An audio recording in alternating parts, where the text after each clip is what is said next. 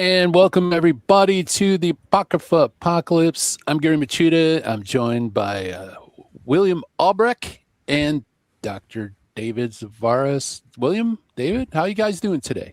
Dr. David. Remember that. Doing great, brother. Doing great. Thrilled and pumped to be with all of y'all. Thrilled and pumped to have the team together. That's right. Can't miss the professional courtesies here on the channel.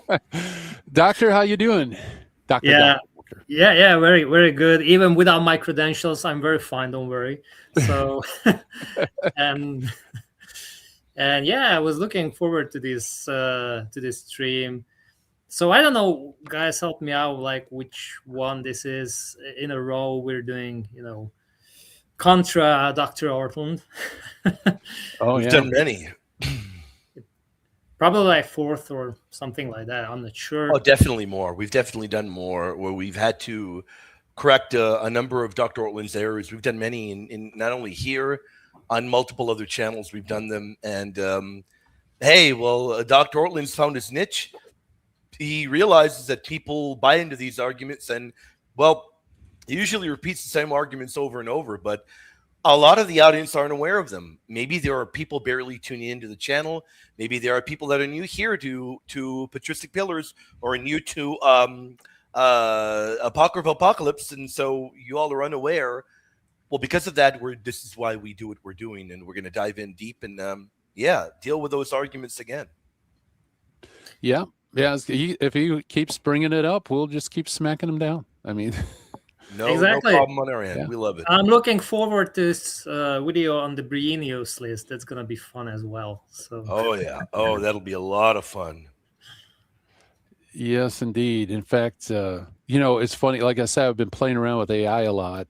And I did I wanted them to, AI to do a search on Cyril of Jerusalem. And the paragraph that came up said, Cyril needs to be nuanced. And it started quoting stuff. And it says that it rejected the so-called Apocrypha, Deuterocanon. Yeah. And I looked at the reference, and guess what one of the references was? It was Gavin Ortlund. There you go. So there you go. You're going to be kidding me. No, it was part of the AI spitting out stuff. So anyway, so this is important stuff. It's important to get this information out. And all that good stuff. By the way, welcome aboard, everybody. Take a second right now, if you wouldn't mind, hit like, subscribe, hit the bell, do all that stuff. Also, I have the link pinned up in the chat room. If anybody wants to come backstage and talk with us, we'd love to do that. Or you got any questions in general? We'd love to hear your questions. What do you have on your mind? Franklin. Don't invoke him, man. Don't brother. Don't say that name. No. You don't speak him. Of the devil, right? Oh man, don't invoke him. Yeah, so hey, we could go through, say hi to everybody. Andy's in the house, thrilled and pumped as we are. Ad Gloriam Jesu is thrumped, which is new. Early morning, Gary, and all stream on at 5 a.m. my time. So hopefully I'll wake up. And that's right, because Branca's Australia. So hey, we got people from around the world, and also new member. Hey, shout out to Branca, man. Yeah, awesome. Big Stacks in the house. First like, yeah. You might very well be the first one. Isn't Gavin the guy who's going to inherit his parents' publishing company? I don't know. Is he? I don't know about that. I didn't know that. Left a comment Ortlund's video. Link to this one with a challenge to engage our arguments against this position. Wow, Andy. Okay. Well, I did link it to Gavin, so hopefully it'll come up on people's feeds. Total Apocrypha Apocalypse victory didn't even start yet. So I have a prognosticator in the house. Ari's with us. Thank you, Ari, for hey, Ari, how you doing, Ari? Latour, Jesus Christus, Semper Laudator. Indeed. And welcome. Also, happy Ascension Sunday. Yes, definitely. Absolutely. It seems weird to say Ascension Sunday. It's so used to Ascension Thursday. Right? So used to that, right? Yep. And hello with Jeff Bless, Little Flower. Welcome aboard. And by the way, if anybody's backstage, if you could go to the private chat, let us know your faith tradition and what you want to talk about. Gary 2.0 is in the house. And it's awesome. And just going through here, guys, I'm not slighting anybody, but Daniel Hay, Buddy, Hey, Daniel, how you doing, brother? Gary, the Cannator Machuda. Okay. Thank you. Cannon snipers. Wow, we're getting like all sorts of fun stuff. And we got our first super chat from Ari. Well, thank you, Ari. Gary, the three Dr. David. I would say hi to Mike, but he didn't say hi to me in this chat. God bless y'all except Mike. Hey, Mikey. Not even going to respond to it. Not going to that. Not even dignify her with a response to that. Yeah. Yeah. But you know what? Hey, she didn't call me Little Mike. I give her that. Yeah, that's true. I didn't know you're Mike Tyson. I graduated. Oh, there you go, man. There you go. Now you turned it into a positive way, man. Graduated from Little Mike to Mike. So I'll take that as a positive from Ari. Man, bunch of haters, man. All right. And Devar, Marcus, welcome aboard. We have somebody backstage, although this seems to be a little off topic, though, but I think we could maybe hit it out really quick, and then we could go to the video. Okay. Yeah, So, let's do that. Elena Catholic, welcome aboard. That's little flower, Elena. Man, I'm going to get you, Ari. I'm going to get you, Ari.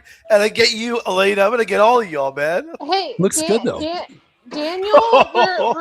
Daniel's new nickname is Professor Troll because he's a Greek professor right now, for Patreon for right now. But then he'll become Deacon Troll. He made all those photos. I love it. I love it. How you doing, Elena? Good. How are you? Good. Yes. Sorry, was there a topic? I didn't read. I'm kind of back and forth with the kiddos and St. Francis Baby Toe. So. Yeah, we're talking about the canon, but go ahead. Ask us what you have on your mind. We'll tackle it. I've been. Yeah, if you hear screaming kids in the background, it's my cousin the hurricanes. Okay, hey. Oh, man. Gary can't help but laugh, too. Yeah, I lived it yesterday. We had a birthday party for my two granddaughters, so it was Complete packed blessing, with kids. Though. Great blessing, though. We love it. Those are beautiful sounds, man. We love them, man. Hail Mary, full of grace, the Lord is with thee. Blessed art thou amongst women, and blessed is the fruit of thy womb, Jesus. Yes. It's just a quick question. Something I've been meaning to get on your live shows to hear.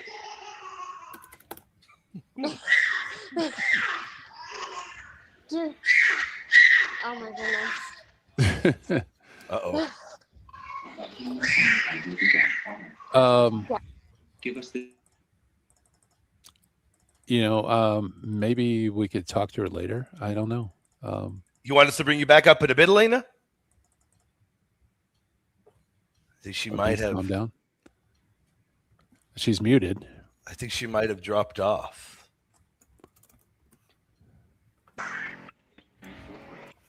Okay. All right. There we go. There she is. All righty. There you go. Yeah.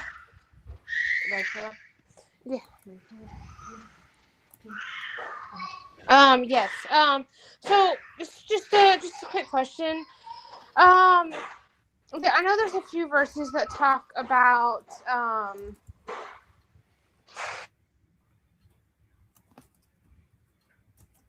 there's a few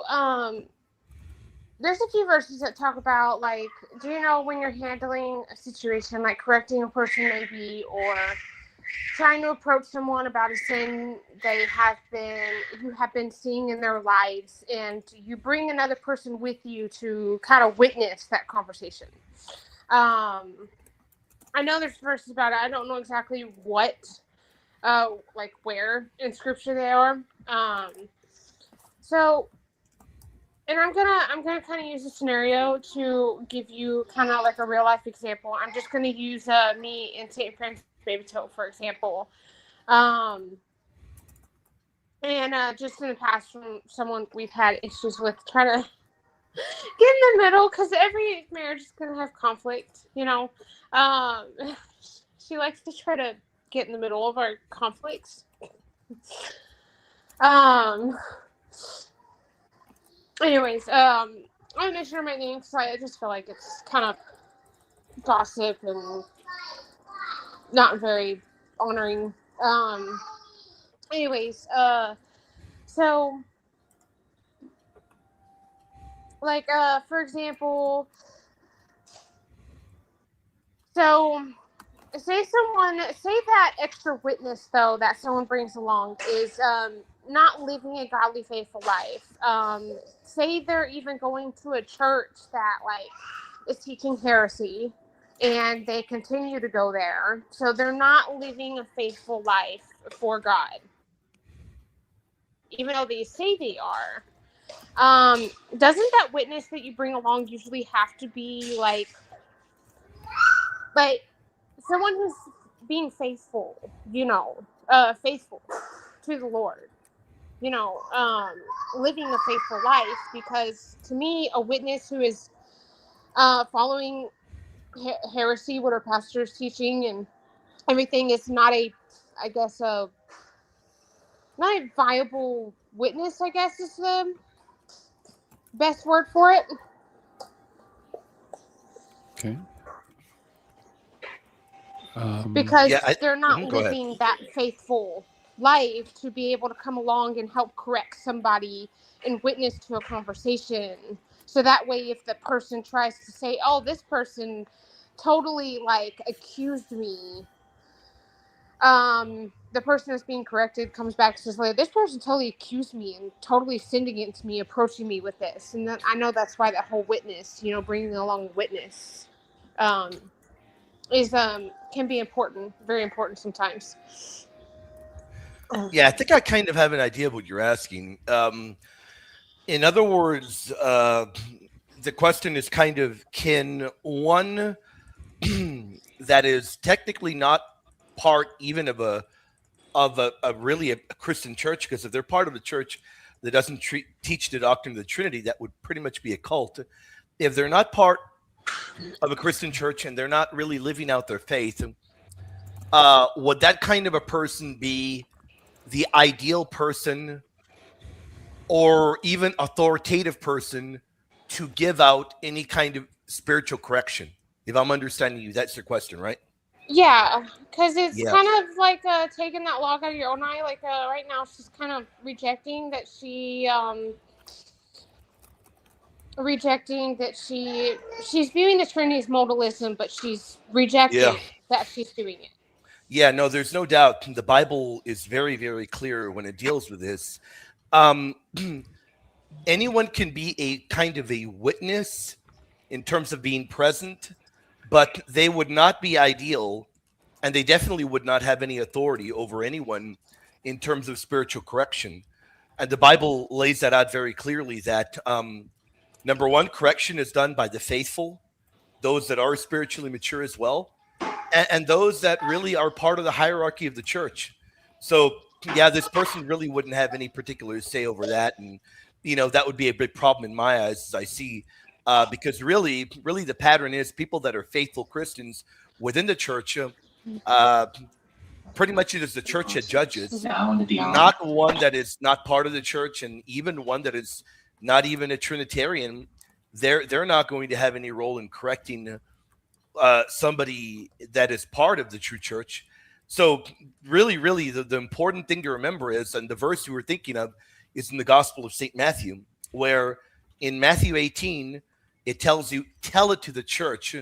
So ultimately the church is that final authority, not the witness. So the witnesses may assist in some kind of way, but the authoritative body is the church. And yes, this particular person wouldn't have any kind of authority at all, and I'd caution against that. Yeah. Was that helpful, Elena?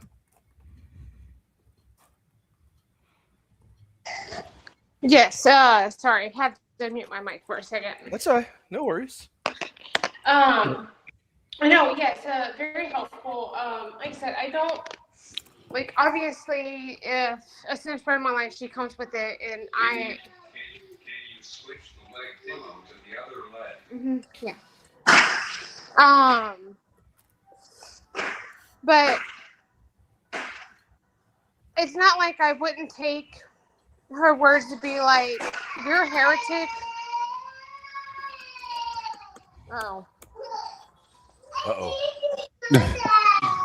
Uh-oh. It's okay. Ditto. It was an accident. Dropped fire trucks, dropped cars. Yes. But it's not like I like say you're a heretic. Like I wouldn't like completely just throw her under the bus. You know, Sure. It's not something I would do.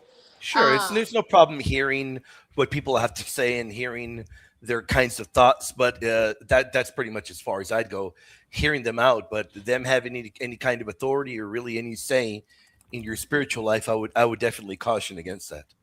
Yeah, as Senator struggle was, she's tried to counsel me before on it, and I'm like, hey, I approached it in French spirit afterwards. I'm like, hey, you know, this person just this, and then he kind of agreed with what you're saying, William, and what with David and Gary are agreeing with.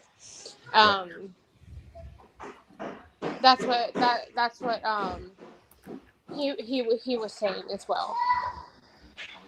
Okay. But yeah, that was all. I said one about the canon, but I got if you can think about one of the canon, let us know as well, and we'll be here for at least another hour and 40 minutes, Elena. Yep. Yeah, I'll probably super chat it. Like I said, okay. Awesome. I'm here. Awesome. Yeah, here by myself with the kids, Christian, so it's kind of hard to be talking. No worries. Yeah, that's fine. Go ahead and send in the question. We'll tackle it. We promise. Alrighty. Thank you, man. Thank you, Elena. You have a good one. You too. God bless. Yeah, and guys, here's a blast from the past. Reason belief. Where's you been, man? It's been under a rock, man.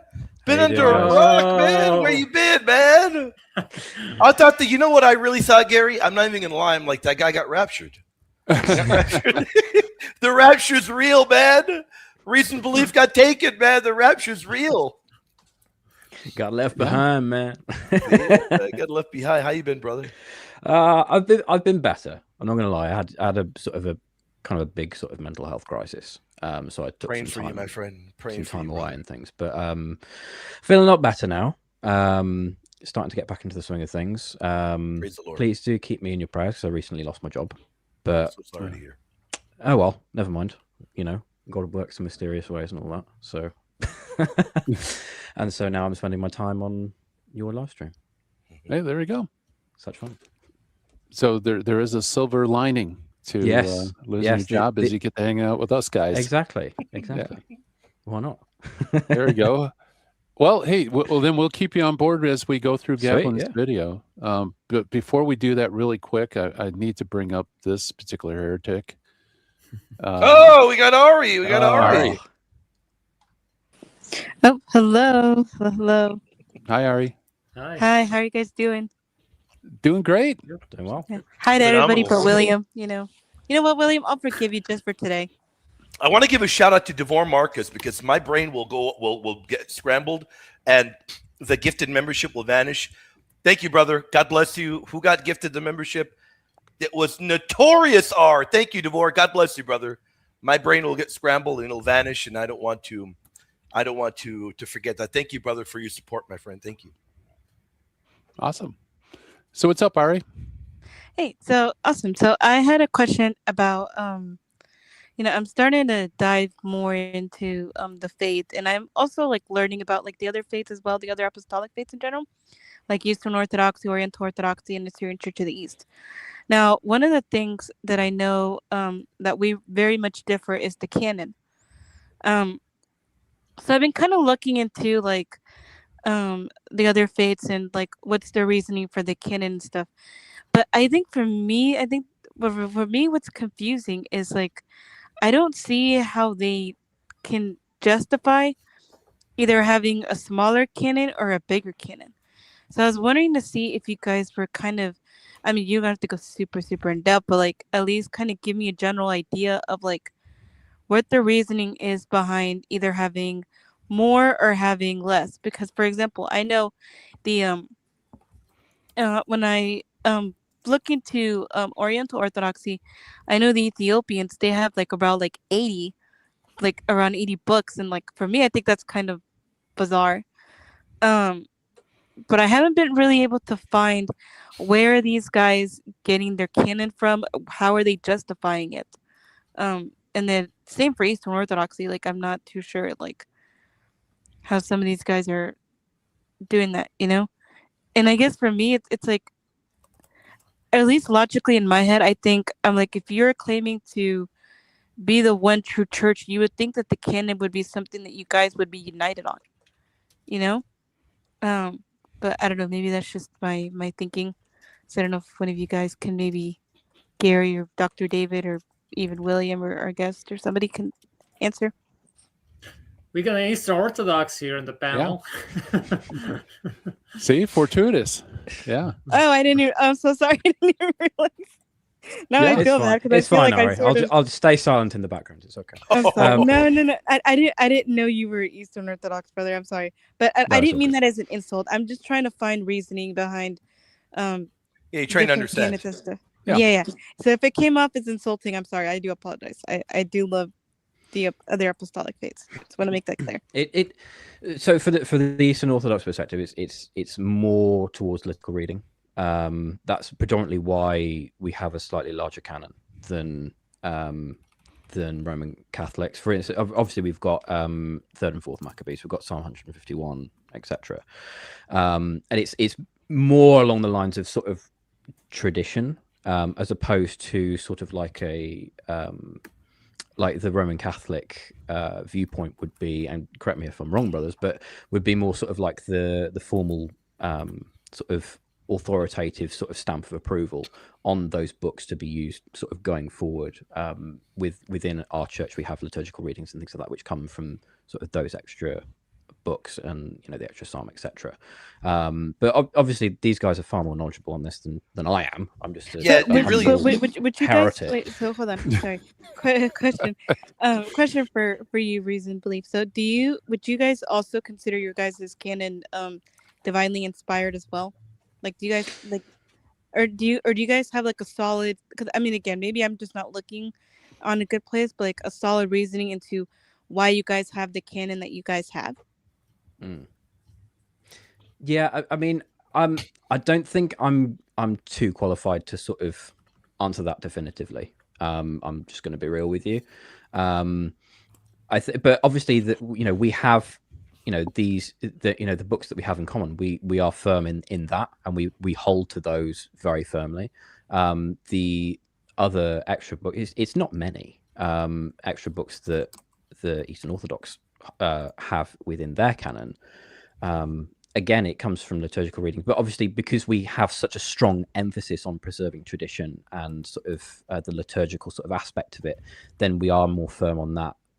Would we say they're divinely inspired? Yes, we would say that, because we use it within liturgical contexts and things like that. So because it weaves into that, we would say that it has the sort of the divine stamp of approval, even though there's not sort of like we don't necessarily have the Roman Catholics have, the Council of Trent, things like that. We don't have that sort of formal sort of like, yes, we've had this massive council and we can firmly attest. It's a lot more mystical. There's a lot of mysticism and sort of like we leave a lot of things down to sort of tradition, and we don't sort of do a lot of sort of lines in the sand compared to historically what the Roman Catholic Church has done with various different councils and things like that throughout the past. But I mean, either any of you guys speak to that a little bit more, maybe, or have I covered it? It depends. Like within Orthodoxy, I mean, there's really no one size fits all. Some are going to deny that those other third and fourth Maccabees are canon. For instance, Orthodox Philip will pretty much agree with the canon the Catholic Church has. It really depends who you talk to. Now, what we do have in common is we have all the deuterocanonical books that we do have in common. So we share that very strongly with one another. When it comes to the Ethiopian, I got no idea what to tell you there. How all of those crept in over time. I can just tell you they crept in very late. So the Catholic response would be that because the Ethiopian, which you can't even really call a canon, because they don't consider some of those books to be on equal par with other Old Testament books. For instance, Pseudo-Josephus, they're not going to view that on an equal par with other biblical books. So calling the Ethiopian Bible, those 81 books or what have you, canon would be incorrect. Need to nuance that. And then you have the issue of the Assyrian Church of the East, which has a shorter New Testament canon, which ultimately comes from the mutilating of what's his name, Theodore of Mopsuestia. So, for a Catholic, we would point to, we'd point to the early authority of those local councils, and then, of course, magisterially, the Pope elevating the status of the canon. But yeah, there are differences in the apostolic churches, and that I think, in my opinion, the one that I find very hard to square would be that of the shorter New Testament canon of the Assyrian Church of the East. That really is quite an anomaly. Yeah, because I realized, like, even within themselves, like for example, in the Oriental Orthodox, like, even within themselves having a different set of, like, not even having the same amount of books, it's what kind of, like, trips me up, I guess, in a way, because I'm like, how is that even? And it just depends who you talk to, too, because that really isn't completely correct, because we've had a deacon on before, which essentially agrees with the Catholic canon. So it just really depends who you speak to. Yeah, I mean, regarding the Eastern Orthodox, I would say the biggest issue is if someone really rejects the Deuterocanon. Sure. Because, I mean, you got the Synod of Jerusalem, and, there are some guys who would say it's not binding, but...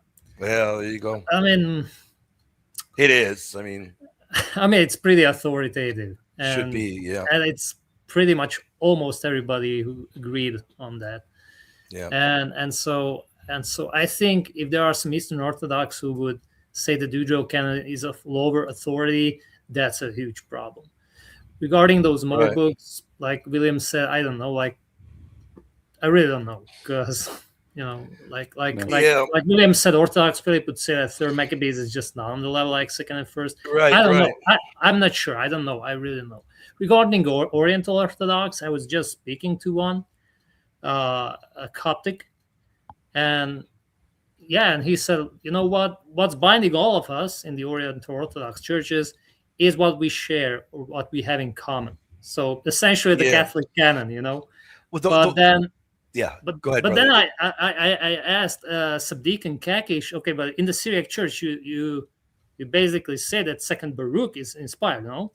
They said, yeah, right. It's on the level of the other books. Okay, so I said, but then how does it work? I mean, because these guys said that only the 73 are binding, but if it's inspired, then it should be binding. But I'm not sure. Even the Ethiopians, they have a bunch of books, but when it comes to their ecclesiastical law, there they have a short account. Who knows? Yeah, to me, it just seems very, or at least in my case, and so with some of these groups, I think it seems very complicated and it seems very confusing. I don't know. I think there needs to be a little more agreement between themselves on stuff like this, especially because we are talking about the canon, and we're talking about. I get that some of them do have similar ones that we have, which is great, but I don't know. That to me kind of throws me off just a little bit. I haven't really been able to find too much, especially in the Oriental side. I haven't been able to find good reasons into why they hold to certain books and all that. And I don't know. I see that we seem to have better reasons for it, stronger arguments for our canon and why, how this all came about and everything. So Yeah, part of it, remember, church councils meet to solve problems, right? Yep. And what happened is East and West, we have two different experiences. Because in the West, the issue of the canon came to the fore very early on with Jerome and then eventually Luther and so on. Where in the East, they didn't have that same experience. So there simply wasn't a push for them to crystallize their thought on the canon. And I think that's why it's a little nebulous, right? But then when they do crystallize it, there's no doubt Jerusalem is Yeah. hearkening Right. into the deuterocanonical books. And the issue is the best place to go to is authoritative sources. By and large, I would avoid the online apologetics realm, because when it comes to the canon, in the world of Eastern Orthodoxy, and not criticizing our brother Reason Belief at all, he very clearly says this is not his area. You have enormous confusion. You have, outside of Orthodox Philip, I can't think of a single Orthodox online that makes any sense. Jay Dyer's atrocious. He argues the canon was decided at Trullo. What person with half a brain would argue that? But then outside of him, you have the converts that are Protestant. This is a problem within Orthodoxy. And Orthodox Philip said it. Many people retain their Protestantism when they go to Orthodoxy. Cleaved Antiquity is a Protestadox. He views the Deuterocanon on a lower level. So, I mean, is this preserving what Orthodoxy classically views as the canon? Of course not. So you need to look at the actual councils to see what does Orthodoxy teach. And very clearly, if you look at Jerusalem, they do view the Deuterocanonical books, the North African Code, as the standard. And it's very clear there when they are rebutting the errors of Cyril Lacar, they believe the Deuterocanon to be on that status. Right, and that's my point, right? Because that was the Calvinist influence finally makes it to the East, and that's when they meet. That's when they had to step up to correct that. So if they're correcting that and they're including the Deuterocanon as equal status with the proto-canonical books, you have these people in the online world that don't know any better. So where do you go? Well, you go to actual Eastern Orthodox teaching that tells you this. To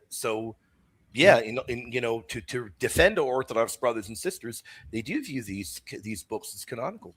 Okay, Ari, we got to run. We got a couple of people backstage. Yeah. I'm already done anyways. So awesome. But, well, it's always great to have you. I hope one of them is Dr. Ortlund. I'd love that. No, we have Brandon Gallo. Hi, Brandon. Welcome to the channel. By the way, people out there, please do us a favor. Hit the like, subscribe, hit the bell, do all that stuff. Yep. How you doing, Brandon? I'm doing good. Can you hear me well? Yep. Yep. All right.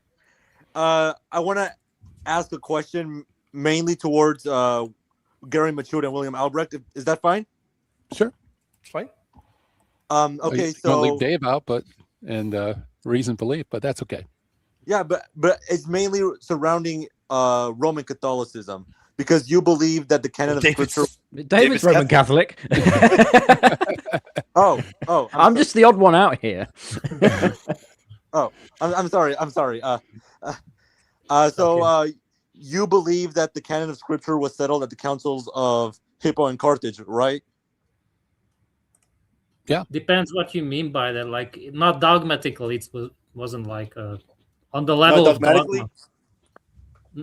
It wasn't dogma. It wasn't like you're like anathematized, So the question depends what you mean by settled,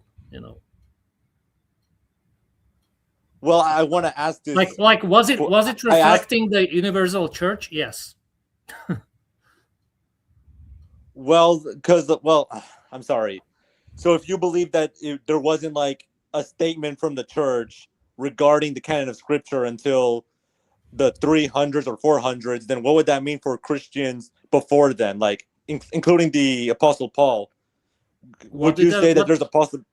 What would that mean for people who lived before Nicaea and were discussing? Yeah, well, but like before those three regional councils.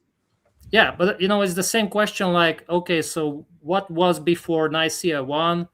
When we didn't have a decree that Jesus is divine, so people were not believing that Jesus is divine.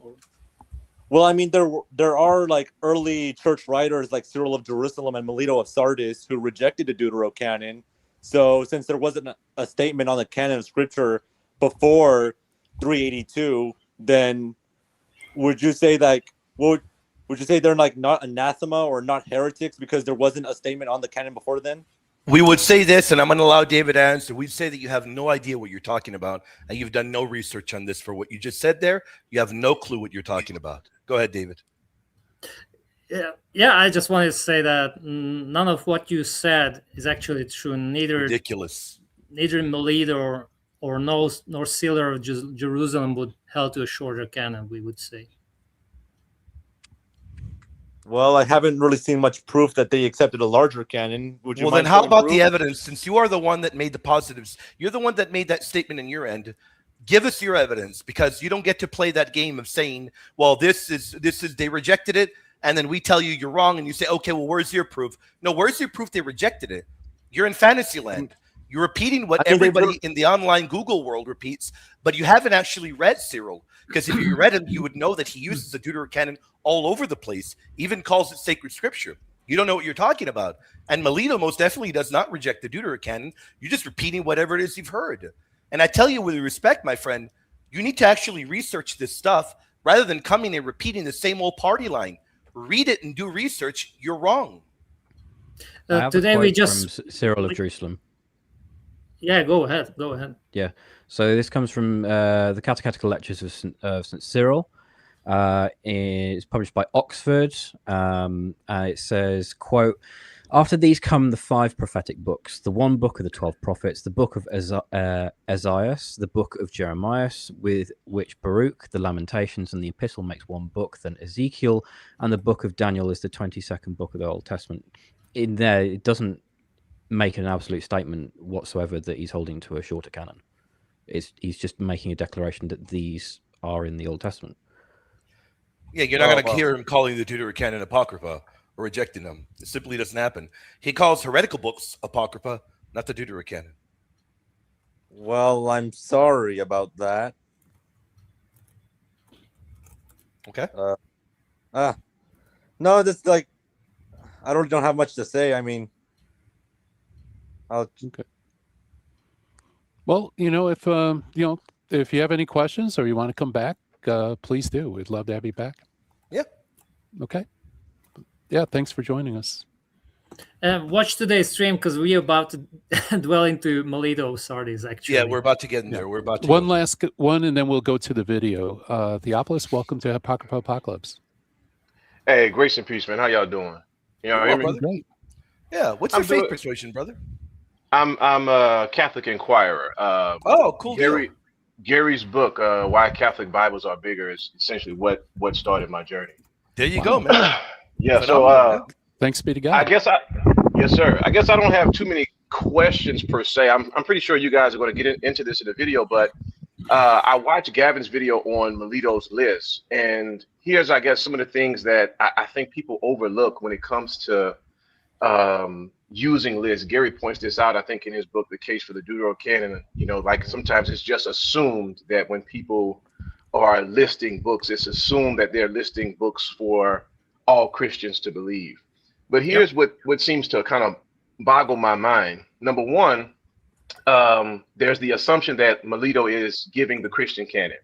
Right. Okay, and Gary points out that it's found in his extracts, which are anti-Jewish apologetic works, right? But let's go with the idea that Melito is presenting the Christian canon. I don't understand how someone like Gavin will present or will argue that the Jews had a closed canon, but then you get to a bishop in the 2nd century that doesn't know what the canon is, and he has to figure out the canon, right? So it seems a bit absurd to think that the Jews had a closed canon. They passed that canon down to the Christians, and then you get to the 2nd century and Christians don't know what that canon is. And then, and I'm sure you guys are going to get into this, so I'll just mention this, and then I know you guys want to get to the video. But then it seems like there's this ignorance, or people ignore the rest of the Christians. And so you have to kind of interpret Melito's list with a lot of contradictions to the other Christians like Origen, for example, like Clement of Alexandria, who, you know, make it very clear that there's this acceptance. J.N.D. Kelly points this out, that in the first 2 centuries, it's clear that the early Christians accepted this larger canon. So then you kind of also have to interpret Melito's list in contradistinction to the rest of the Christians. And so it just seems to me like when we get to these arguments for the shorter canon, that you take a list and then just kind of assume that this list is presenting the Christian canon, and then just ignore all of the data. You take a list and don't read the church fathers' writings to see how they actually used the Deuterocanon. That's ignored. And so I know you guys can speak to that, and I'll go ahead and jump off. No, hey, Very great good. points. Yeah. Fantastic points. Yeah, absolutely. I've got nothing to add to that. Yeah, go for it, Gary. I don't either. That was outstanding. Yeah, I mean, we don't even have to critique the video. I think you pretty much nailed all the big points. Yeah, you hit all the big points. That was really good. Yeah, looking in terms of continuity with surrounding context. But you're right, though. If it is closed, then how in the world did Melito and also Onesimus not know which books are being read in their own churches as sacred scripture? I find that very problematic. Doesn't make any sense at all. David, any comments? Yeah, I mean, Ortlund later on says that there was probably a confusion among Christians, so it was not clear to what extent, is the canon larger or smaller, and so there are these other books floating around. And later on, he says, like, he basically paraphrases Gallagher that, so he needs a clarification. So okay, is this also canon or it's not? But the problem is at that point you are even making a case for the Deuterocanon, because now you say, okay, so there are people who are accepting the Deuterocanon. So then the question is, why would be Melito more authoritative than those who are accepting the larger canon? Yeah, great point. Really good point. Right. So that's not really helpful for the Protestant. No, not at all. And the other one more thing is, if this is for Christians, why didn't he include the New Testament? Why is it only Old Testament books? It doesn't make any sense at all. No. Yeah, the only, I would say, new argument that comes from Ortlund, and he repeated this in his previous videos, was that he is looking for things concerning our faith. That's what he stresses and emphasizes. So he says, if it's our faith, then he means Christian canon. Yeah. But if it's a Christian canon, then, as you pointed out, guys, okay, where's the New Testament list? Yeah. Because we're not drawing, testimonies about. Are you going to make the argument that he then had no idea of the New Testament list? Problem there. And as if the canon of the New Testament was so abundantly clear, right? So just Eusebius, where we find the actual list from Melito, you find many books to be, questioned by several people. So if he needs clarification, why is he doing that only for the Old Testament, not the New Testament as well? And if he wants to draw testimonies or arguments, proof text for the Christian theology, then why is he limiting it only to the Old Testament? So none of them actually make sense in the context. Ortlund just didn't think through the whole thing, and that's why I think none of the scholars actually bring this argument that this phrase concerning our faith is actually a proof for Christian canon. Moreover, I could say, like, look, I've got here the New World Translation, and hey guys, I'm going to provide you some snippets and extracts from this New World Translation to give you proof for the divinity of Christ. Now you would say, oh, the divinity of Christ. Oh, then that means Trinitarians. Oh, no, I'm just drawing you from the New World Translation to give you some ammo to use them against the Jehovah's Witnesses. That's it. So he's already, beginning from the conclusion and trying to somehow adopt the whole phraseology, and that's it. Nothing special. Right. So Theophilus, don't be a stranger to the channel. Please come back. And love to talk to you more whenever you get a chance. Also, everybody, please do us a favor, hit the like button, subscribe, hit the bell, do all that stuff. We appreciate your support. And now the time has come. Sorry about that. Let's do that. We still got plenty of time. We can, where is that? I just shared the screen and it's gone. Are you going to put the video up first? Or the Yeah, let's slides? put the video up. I mean, Okay. we're advertised it. Yeah. Stop screen. Huh. That's weird. The tab disappeared. Okay, let's just do this. Sorry, guys. I had everything all set. I thought it was going to be a smooth transition, and it's a train wreck. All right, here we go. And David, just let me know when you want me to bring up the slides and so on. Sure. Okay, and chat room, let me know if you could hear. Give me 1 for yes, 2 for no. For the Yeah, audio. let us know if you all are able to hear. Let us know how the audio is. And we know there are other questions that have come in. We will tackle them in a moment. We want to get to the video. We'll get to all your questions. Don't worry, faithful. All right, here we go. Historical reasons. I've already talked about in other videos Josephus, the great first century Jewish historian, and his testimony about the Jewish canon. I've also addressed Jerome, arguably the greatest biblical scholar in the early church, in multiple videos on him, and I've talked in those videos about other. Hey, look at the bottom one. Look at that. You're famous. You made it.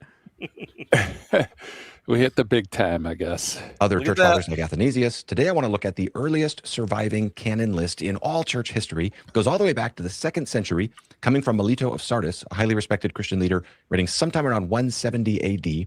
Melito's list of Old Testament books is preserved by Eusebius, the great historian in the early church, and it aligns closely, though probably not exactly, with the Protestant Old Testament canon. There are 2 wrinkles to that we'll work through in this video. First, the possible exclusion of Esther, and second, some ambiguity in what he means by wisdom. Nonetheless, Melito's list certainly lacks Tobit, Judith, 1st and 2nd Maccabees, Sirach, Baruch, the letter of Jeremiah, and the additional material in Daniel and Esther. And for this reason, some people try to argue that, well, Melito is just describing the Jewish canon here, not a Christian canon. At the end of the video, we'll work through that and show why that does not work. But let's start with the text itself, preserved for us. Okay, any comments you want to make? Indeed. I mean, he's so convinced that Baruch and letter of Jeremiah is not there. It's incredible. I mean, I understand Dr. Ortlund is not a scholar in the canon, but you need to if you're making such statements, just be careful, because everybody knows that in the 2nd century, you don't find a single soul quoting either Baruch or the letter of Jeremiah otherwise than Jeremiah. These were always quoted as Jeremiah. It's the distinction began with Origen, but in the time of Melito and before him, absolutely no one quoted Baruch and the letter of Jeremiah as Baruch and Jeremiah, or the letter of Jeremiah. So that's one thing. Okay. That's a really good point. That's a really important point, too. Yeah, and for those who aren't familiar with Melito, it's important. He kind of went over it pretty quickly, but all we have is a fragment that's preserved by Eusebius, where he gives this section on the canon. We also have a sermon he does on the on Passover, and just fragments, and that's it. So we have very, very little from Melito. So basically, almost anybody's analysis of Melito is going to be just from this very paucity of information. So just FYI. What about Greek Esdras, David? Do you think Greek Esdras could have been part of Ezra? Yeah, that's a good question, because Really good one. we know that Josephus certainly believed, unlike perhaps Gavin thinks, Josephus certainly believed that the Greek Esdras is the inspired word of God, and he was preferring this text and not Ezra. I'm just throwing it out because he also mentioned Josephus. And guys, just I think it was 2 weeks ago, or when was it? We did a video on Josephus. Well, we need to change the title, as Gary suggested. Josephus destroys the Protestant canon. Right, we got to do that as the definitive video done on Josephus. We got to do that. Yeah. And so Gallagher and Mead actually speculate whether it's Esdras or it's Ezra Nehemiah. So I'm not sure. I like, it's really, if Josephus lived in towards the end of the 1st century, Melito is from the first 100s to the 180. Difficult to tell. I mean, just from that list, who knows? Yeah. Reason belief? Any further comments before we begin? No, not currently. I'll let you know. I will pipe up from the corner. If, You got it, man. If there are any. Okay, guys, just shout, hit pause or whatever, and I'll stop the video. I'll just let it run. Or just shout generally, just ah! There you go. There you go, man. Ah! By Eusebius, and then I'll clarify some of these terms after we've read it through. Quote, accordingly, when I, that's Melito, went east and came to the place where these things were preached and done, that's probably Jerusalem, by the way, we'll talk about that, I learned accurately the books of the Old Testament and send them to you as written below. Their names are as follows. Of Moses, 5 books, Genesis, Exodus, Numbers, Leviticus, Deuteronomy. Jesus, Nave, Judges, Ruth. Of Kings, 4 books. Of Chronicles, 2. The Psalms of David, the Proverbs of Solomon, Wisdom also. Ecclesiastes, Song of Songs, Job. Of prophets, Isaiah, Jeremiah. Of the 12 prophets, 1 book. Daniel, Ezekiel, Esdras. Okay, let's start with 5 clarifications that are easier than the 2 that are more difficult. Number 1. Jesus Nave means Joshua. It's just the book of Joshua. Jesus, another form of the same name for Joshua, and Nave, an older way of rendering none, N-U-N. So that's Joshua, the 6th book in our Bible today. Second clarification, when he says of Kings 4 books, that refers to what we call 1st and 2nd Samuel and 1st and 2nd Kings. In some ancient reckonings, these were grouped together as 4 books of kingdoms or kings. Of course, right after that, Chronicles, 2 just means 1st and 2nd Chronicles. I told you these first ones are easy, but just to be totally crystal clear. Third clarification, the 12 books, 1 prophet means the minor prophets from Hosea through Malachi. These were often reckoned together. Can you name them all? Hosea, Joel, Amos, Obadiah, Jonah, Micah, Nahum, Habakkuk, Zephaniah, Haggai, Zechariah, Malachi. It's like you're thankful when you're later in life for these things you learn in Sunday school, right? Habakkuk's my favorite. I want to do a video on Habakkuk sometime. Fourth clarification, you see that last term, Esdras. In this context, that is usually taken to mean Ezra, Nehemiah. Those 2 books in our Bibles today. These were often reckoned together as 1 book in Jewish and early Christian lists. That is not totally beyond all dispute. Esdras gets complicated in some Greek traditions, but that is the pretty standard interpretation of Melito's list here. Fifth clarification, you will notice Lamentations. The book of Lamentations is not mentioned, but that's not too surprising. It's likely coupled with Jeremiah here, which is listed. That was also common in ancient lists. Okay, that deserves comment, right? Exactly. So Lamentations is not listed, but Gavin Ortlund's sure that Lamentations part of this, and I think he's right on that point, that Lamentations would be rolled up with Jeremiah. But like David pointed out earlier, also Baruch and the Epistle are rolled up with Jeremiah in the antiquity. So upon what basis can he say that only Lamentations is rolled up, but Baruch and the Epistle is not? Now remember, there's hardly any evidence from Melito outside this fragment and the sermon and some other fragments. And quite frankly, there's nothing there to suggest otherwise. So any further comments, guys? Yeah, I mean, I could be nitpicking. Like, he's so sure he went to Jerusalem. I mean, even scholars debate that. Some would think he went to Syria. Some would say it's Maritima Caesarea. I mean, basically the whole area where, I mean, the apostles had ministry or the prophets existed, or where, and it's not just Jerusalem, certainly, where the prophets lived, for example. So, I mean, difficult to tell. But yeah, I mean, mostly it's Jerusalem. But as I said, we can do nitpicking if we want. Yeah, I mean, Jerusalem at this time was really of no account. I mean, it was a pagan city. It had a Christian population, but really the center of rabbinic Judaism headed up north to Usha at this point. So it's more, to me, it makes more sense. Syria is closer, and he would probably go to Usha or something like that, because he just says the land in which these things happen. Mm-hmm. Doesn't necessarily mean Jerusalem. What are your thoughts, Gary and David and Brother Reason Believe? What are you all's thoughts? Do you think Baruch would have been rolled up there with the epistle? I would say most definitely. I think so too. I mean, in antiquity, very early on, we know they were transmitted together. We know that very clearly. Even Augustine notes that. What is the evidence from Gavin that the epistle wouldn't have had Baruch rolled up with it?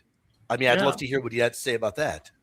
You got Irenaeus of Lyon quoting Baruch as Jeremiah. You got Athenagoras of Athens quoting Baruch as Jeremiah, and some other contemporaries as well. That's the point. They're contemporaries of Melito. They're contemporaries, and that is big.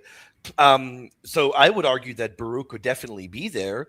Their contemporaries are doing that. So most definitely, I don't think that Gavin can make a positive case that Baruch wouldn't be rolled up with Jeremiah. I'd say that according to the contemporaries, and then later in history as well, all indications point to it most definitely being rolled up in antiquity. Yeah, there's not a single Christian who rejected Baruch. Actually, it was only Jerome for a particular time, because even he, in his earliest period, he quoted it. He Yes. used Baruch, and for making doctrinal points. Yeah. Very good. So, with those 5 clarifications in place, other than issues of order like Leviticus and Numbers being switched around, you basically have the Protestant canon and the modern Jewish rabbinical canon with 2 little wrinkles. Number 1, there's no Esther. And some try to argue that omission is an accident, or some have even proposed, though this is very speculative and less likely, that it would be included with Esdras possibly there. So I don't really have a fine-grained opinion on all these questions. This is not really my main area of scholarship myself, so I'm just trying to report the scholarship on any fine-grained difficult point. We'll simply leave it open in this video to try to give you the main conclusions. But I think we can say it's probably more common to see the Book of Esther simply as excluded in this list. So that's interesting. Esther has a curious reception history. You may recall that Athanasius also omitted Esther in his canon list, in his famous letter, and Gregory of Nazianzus does so as well. And Philokius talked about how Esther is disputed. He said some add Esther. That deserves comment too, right? Because Esther, in terms of Christian reception, there doesn't seem to be any problems with Esther.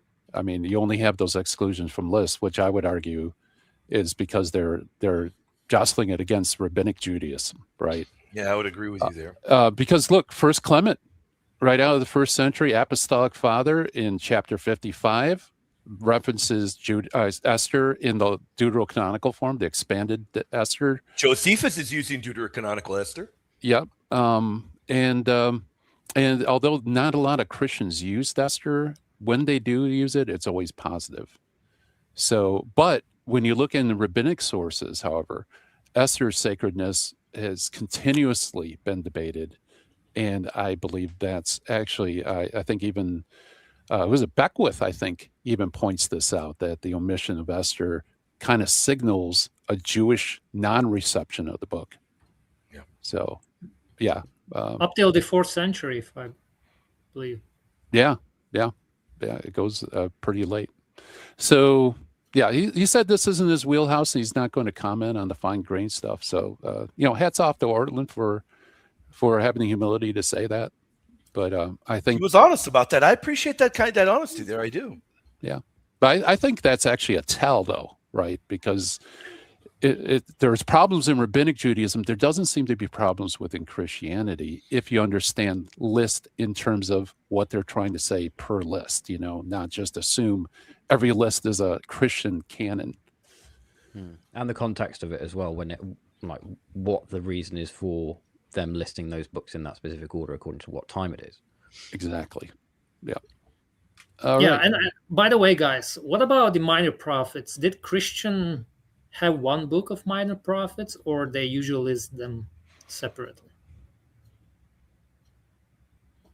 That's a good question, David. I have no idea. Because I would say they would rather mention them separately. I mean, that would be a more Christian way than rolling them up into 12. That's a good question. Yeah. Really good one. Yeah. But we say Melito saying that the 12 are in one book. Right. Right. Which to me would be an indication. Yeah. Right. Yep. Yeah, that's worth diving into. Digging into. I agree. Yeah. Second wrinkle we want to work through here is the term wisdom. And this is debated whether this refers to the wisdom of Solomon, which is also called the Book of Wisdom, which Roman Catholics include in the Deuterocanon and some other groups as well. Or is this simply another way of referring to By the way, very Solomonic briefly, wisdom shout out to connected with Gary, Proverbs? who has That done ambiguity is a one of the video main already on this particular point. Just a shout out to you, Gary. You've done a video where you've dealt with that issue. What do you believe Melito is referring to? Shout out to you, and I also want to give a shout out to your academia, where I believe you also posted an article responding to Anthony Rogers on that. Just to promote that, I believe that is on the Apocryphal Apocalypse, and the article, which I think you did was phenomenal, is on your Academia, I believe. Well, thanks. Appreciate it. Oh, yeah, man. Yeah, so there's actually a third option, which is that it's a reference to Sirach or Ben Right. Sirach. Which so- I think is a pretty compelling case that you made. Well, thank you. Yeah, let me back up a little bit because I want to be fair to him as far as what he says about this. Include in the Deuterocanon and some other groups as well. Or is this simply another way of referring to the Solomonic wisdom literature connected with Proverbs? That ambiguity is one of the main interpretive issues in Melito's list. So let's address this a little bit, and then we'll talk about the significance of Melito's testimony as a whole. Perhaps the strongest and most intuitive argument that wisdom here simply refers to the wisdom of Solomon or the book of wisdom is that it is listed separately from Proverbs. You can see on screen it's right after. You got a comma and then it says wisdom also. So on the surface, it sounds pretty plausible to say, two separate references, two separate books, right? On the other hand, there are many scholars who think wisdom means the book of Proverbs or Solomonic wisdom literature more generally. And there are several reasons why. Typically, though, the more common, though, is just it's another term for the book of Proverbs. That's what a lot of people think. First of all, nowhere else in this list do we have the other deuterocanonical books. So if he meant the wisdom of Solomon, this would be the only deuterocanonical book, which is a little bit eccentric. Is that sound reasoning? There's no other deuterocanonical book. I don't think so. I don't think that saying that simply because we have only one, that it wouldn't make sense and we can disqualify this from being a deuterocanonical book because others aren't mentioned. I think that's sloppy reasoning there from Dr. Ortlund. I really do. Yeah, it's kind of it to me. It smacks a little bit of trying to fit a square peg into a round hole. Yeah, I don't find that to be. David, what do you think? I don't think that makes a lot of sense. Yeah, and further on, of course, I think Gary is right that by wisdom it's not wisdom of Solomon, but rather wisdom of Sirach. So I would say that's what wisdom is representing here. But we got 2nd century Muratorian fragment which has wisdom in there. So, and it's just one deuterocanonical book mentioned in the Muratorian fragment. So it's not so weird, apparently. Yeah, and we already made a case that most likely Jeremiah would include not only Lamentations, but also Baruch and the Epistle, which would be deuterocanonical. Yeah.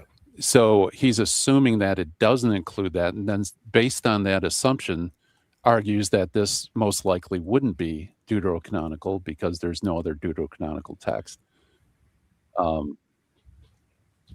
And also there's other lists too that they don't cite the entire Deuterocanon. Now that I just think about it, like Hilary of Poitiers, his list has Judith and Tobit, but it doesn't have the rest of the Deuterocanon on the 24.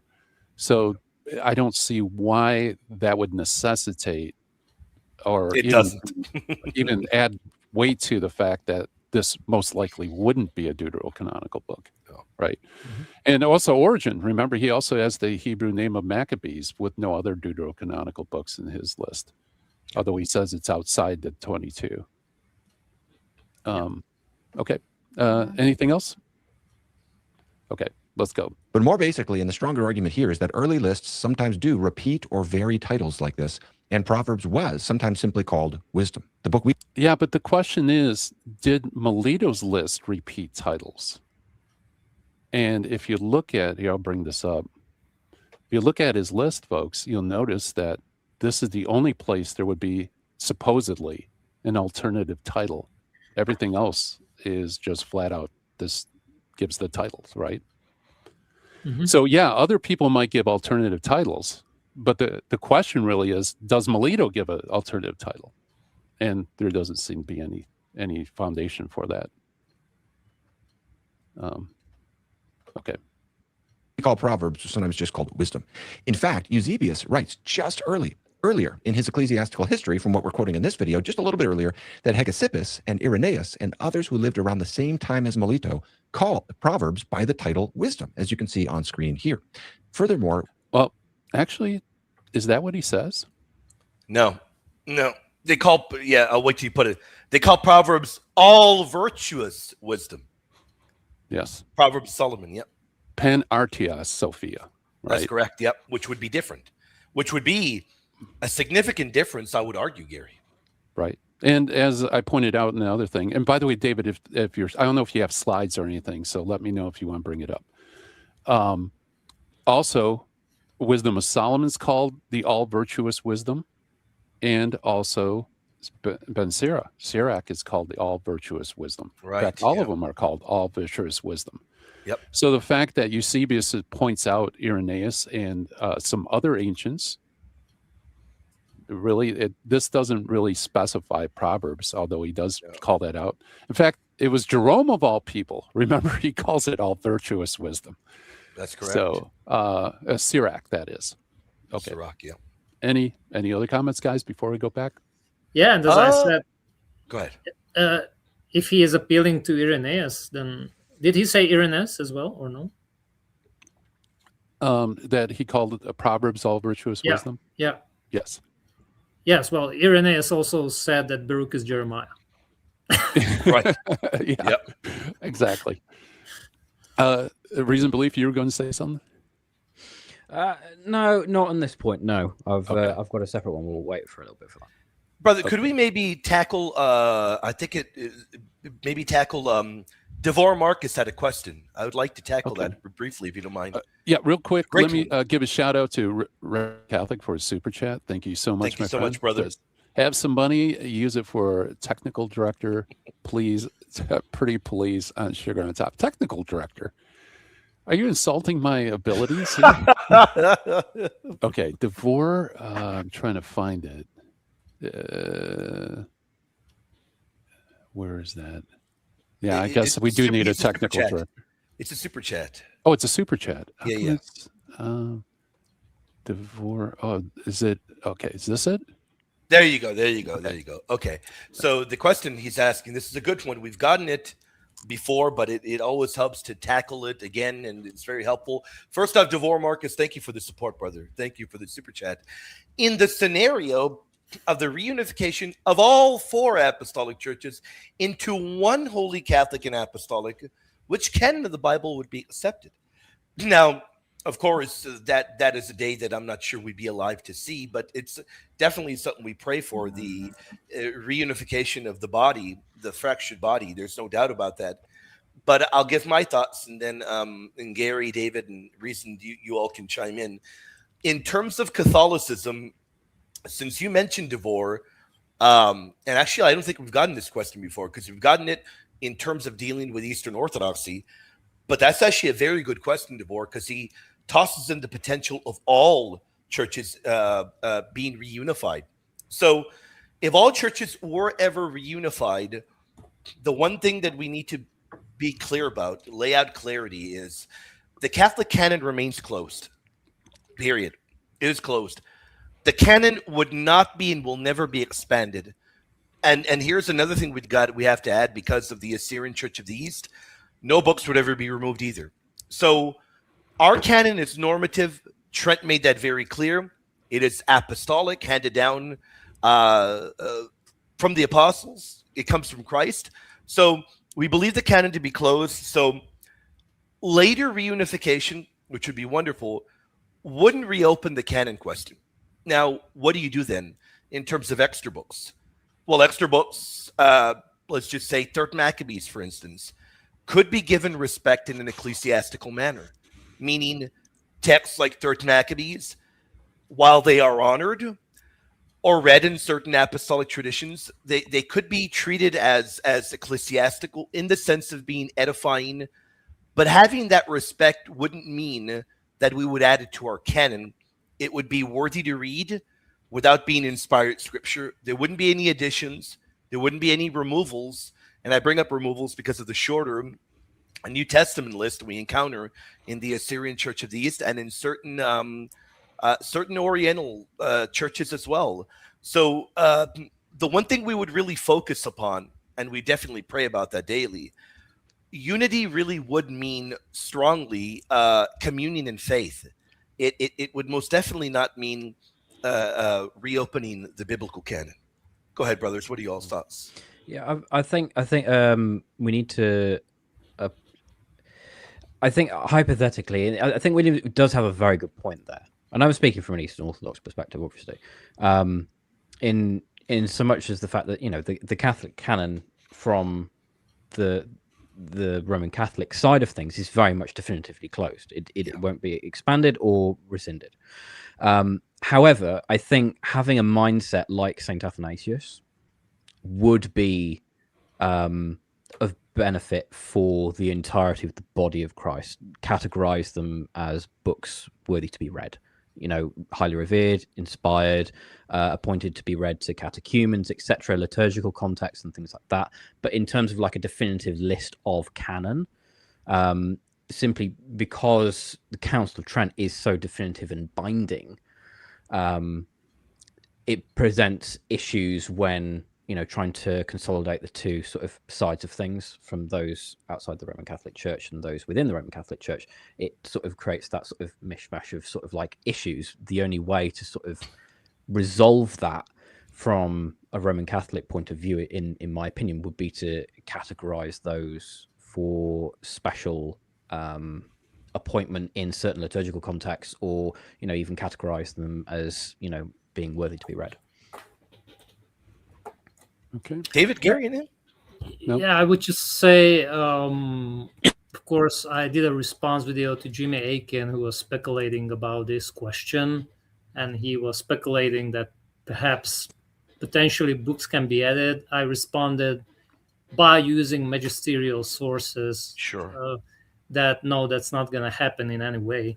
And we, as a matter of fact, we already had reunions many times, virtually from all the churches, even the Ethiopian church. And as the biggest expert on these Eastern Catholic churches, I cannot recall the father's name, but I had a private correspondence with him.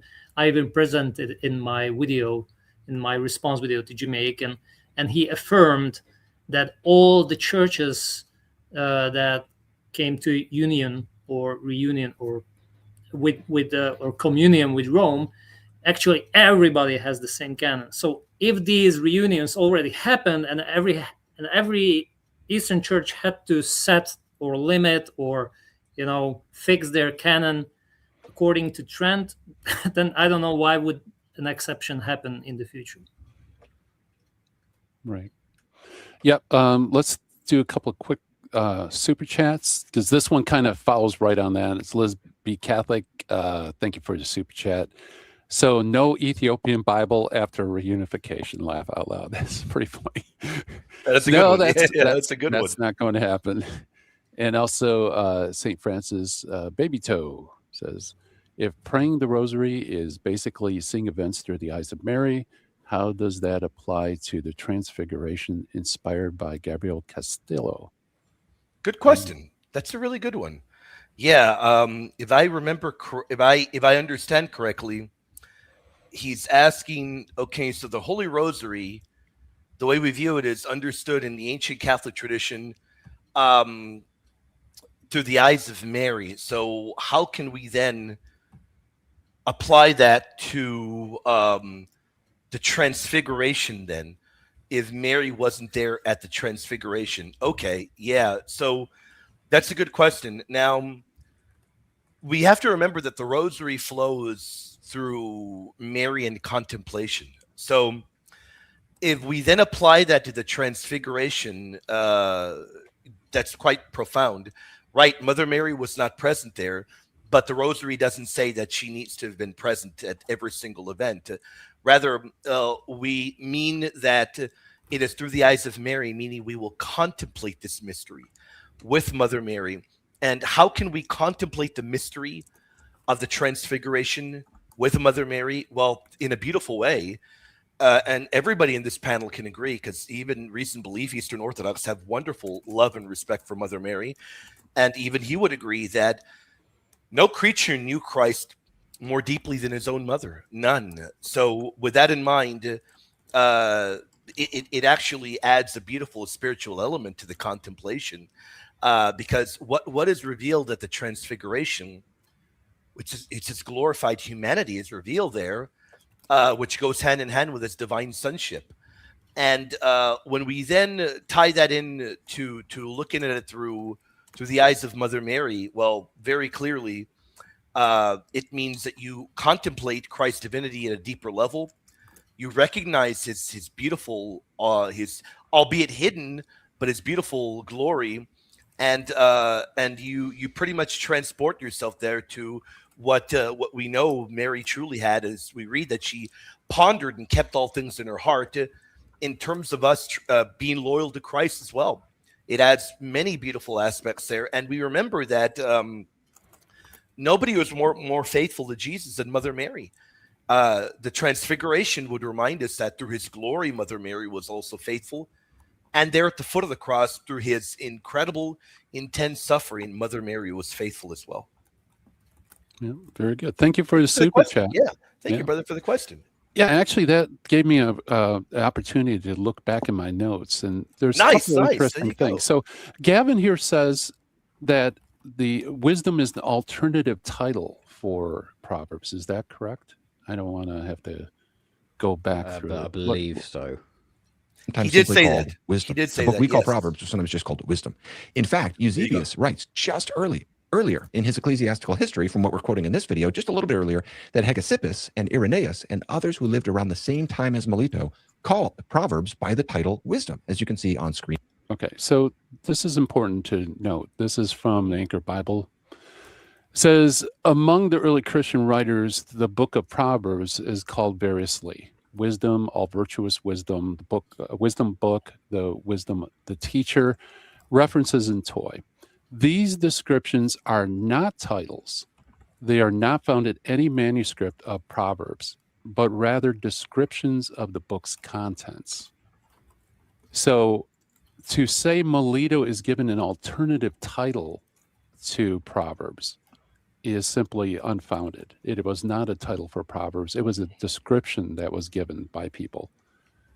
And just to round out the comments that we made earlier, if you go to Toy in the ICC commentary, you see that by early Christian writers, the book of Proverbs was commonly called wisdom or all virtuous wisdom, e Pantartias Sophia, names which were also given to Ben Sira, Ecclesiasticus, and Wisdom of Solomon. So that's what we said, that this is actually, these books are also called by the same title. And I think that's important, because that, I think, detracts from the fact that Melito would be given an alternative title to this book. Rather, he's simply, I think he's given a different book altogether, right? If that makes sense. Okay. Yep. Okay. Or did I just lose everybody? No. I got you totally. Yeah. Okay. Thank God. Here. Furthermore, when Rufinus translated Eusebius's ecclesiastical history into Latin, he translated it as Solomonis Proverbia, the Proverbs of Solomon, quae et sapientia, which are also wisdom. This indicates that for Rufinus, he thinks Eusebius is giving two different names for one and the same work. Now, for more on that, see this newer and authoritative book by John Mead and Ed Gallagher, published by Oxford University Press in 2017. Great book on this whole topic. I'll put a link to it in the video description. And they have... Yeah, and we've critiqued that on many shows. So it does have some very good material, but they also drop the ball a lot because they have some Protestant presuppositions. Yeah, and Gallagher and Mead certainly don't say that Baruch and the letter of Jeremiah are certainly excluded. Actually, they admit that it's possible that these are included. So, yeah, I don't know what that point is with Rufinus, though, because he's just translating E Kai Sophia, right? Right. Yep. And so you just render it in Latin. That's what it says in Latin. I don't know how that proves it's a title, right? He's just copying Eusebius. I don't get that one. Okay, let's continue. Discussion on this that goes into a little more detail and technicality than is probably fitting for a YouTube video. They discuss the Greek grammar here in Eusebius's text, and basically they're arguing this may support this reading of two terms for one and the same book, because the Greek term, sometimes translated as also, might actually be better translated as or even as the relative pronoun, as Rufinus takes it. All that's a little, but that's not decisive for anything. So yeah, and by the way, guys, you got to go to my video reply to Anthony Rogers, because I get into that. And actually, if you look at the manuscript tradition, I believe that doesn't shake out, if I remember correctly. So it doesn't. Okay. I just want you to be aware of that. We're going to leave that matter open. Again, in this video, try to only close the loop on things that are relatively secure. The contested issues, I'll just try to make you aware of. Though I will note that among older scholars, it's much more common to say that this is simply another term for Proverbs. Way back in the 19th century at Princeton, you can find Archibald Alexander making the claim that nearly all commentators have been of that opinion. But again, today this is much more disputed. I don't really know enough to have 100% certainty on this myself, or the issue with Esther. So I just want to report to you, these are the wrinkles, right? We can't, but here's the thing. We can simply leave this question open of what does Melito mean by wisdom and say, oh, well, we are not 100% sure about that. I think we can say certainly though the most. Yeah, actually, I don't know if he's going to bring this up, but I think there's another piece of data that's really important. And that is this, that, so this is my breakdown of Melito of Sardis's list. I don't know if you guys can see that. Maybe I can make it bigger. Maybe make it bigger, full screen, maybe, because it's really tough to see. Yeah, there you go. sorry There about we that. go. There we go. Yeah. So this is my breakdown. Now, if you count the number of books, okay, and I number them for you. So you have 5 with the Torah, 6 with Joshua, 7 with Judges, and so on and so forth, right? And you don't count E Kai Sophia, that is, and the Wisdom as a separate book. The total number of books that Melito gives is 21. Yeah. Which is a number that I don't think anywhere in history you have a 21 book canon. No. Right? It's always 22, 24, 27, right? And then there's all sorts of different permutations from there. But you don't have a 21 book canon, right? Mhm. Now, if I think that gives weight to the fact that this must be another book, because if E Kai Sophia refers to either Wisdom of Solomon or Sirach, then guess what? Then the number is actually 22 books, which would correspond perfectly with the rabbinic computation that you find going into, for centuries, 22 books. Yep. So Gavin didn't figure that into his calculation, but I think that's actually a pretty strong argument for this being an alternative or a different book rather than an alternative title. What do you guys think? I've got a question actually. So is there any weight to the potential fact that this could be an incomplete list, an incomplete quote? Is that a possibility? Yeah, that's a good question. I'm not aware of anybody that I don't would think so. say. I mean, it certainly is. It's only a fragment, right? We don't have the whole. But it is a complete fragment Yes. preserved in Eusebius. So, we would have to see some sort of evidence of maybe corruption preserved in Eusebius. I mean, Eusebius preserves all kinds of fragments, including that of Saint Agesippus. But by and large, we have the particular text we do have, is pretty clear, I think, on this. I don't think one could make that particular argument there. Yeah, and also don't get too much weight for Protestant scholarship. So he cited an older scholar and said majority. Newer scholars, not so much. Lee Martin MacDonald, who's probably the foremost biblical scholar in terms of canonics. He's a Baptist, and I believe Lee Martin sees this as Wisdom of Solomon. So He does, yeah. I think modern scholarship is not quite as unified as perhaps the older ones, and the older ones were more apologetic based, quite frankly. Okay, so let's continue. I'm sorry. Go ahead, David. If I can comment, it's also interesting what Jerome reports in his prologue to the books of Solomon. He says, also included is the book of the model of virtue, Jesus, son of Sirach, and another falsely ascribed work, which is titled Wisdom of Solomon. The former meaning Ben Sira, the former of these I have also found in Hebrew, titled not Ecclesiasticus, as among the Latins, but Parables, to which were joined Ecclesiastes and Song of Songs, as though it made of equal worth the likeness not only of the number of the books of Solomon, but also the kind of subjects. In other words, even in the 4th century, you got Jerome reporting that the Hebrews still have Sirach coupled with the other Solomonic books, as if it was still part of this collection of the books of Solomon. So that's interesting. That would also hint to, the possibility that in the time of Melito, Sirach was included, but still on the level, of these other canonical books. And if real quick, Gary, if you could just share my slides, I got uploaded there. You just need to share it. Okay, 1 second. Okay. Okay, I just scroll down to the number of books. So, where is it? Number. Yeah, so the number of books. So we got, for example, Ryle, who says, when again Melito, Bishop of Sardis, writing about 180 AD, enumerates the 22 books of the Hebrew Scriptures, meaning that would be 22 if you include that wisdom as well. So, as you pointed out, because if you don't count wisdom as a separate book, then you have only 21. You got a French editors here, Alexander and Castley, who say Melito does not explicitly answer the question of the number of books, but his enumeration certainly presupposes a total of 22. So again, how can we arrive at 22? Only if you count wisdom as a separate work. Then we have Hanneman. He says in his list of 21 books, Melito oddly omits mention of Esther and Lamentation and places Ezekiel after Daniel. Melito implicitly and Origen explicitly attempted to correlate Christian usage with the 22 book list, at least for polemical purposes.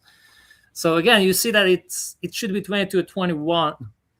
And we got Gallagher here. He says he names 21 separate book titles, but he asserts that some of these titles apply to multiple books. If we count those separate books individually, we would arrive at 25 books. But guys, where do we find 25? Nowhere. That would be a exactly exception, right? Yeah. So it's either 21, which is very weird, because no one counts 21, and you can have 22 only if you count wisdom as a separate book. So, and what's very important that Melito says he's going to give you the accurate number. So he certainly wanted to give you the accurate number if you says so, right?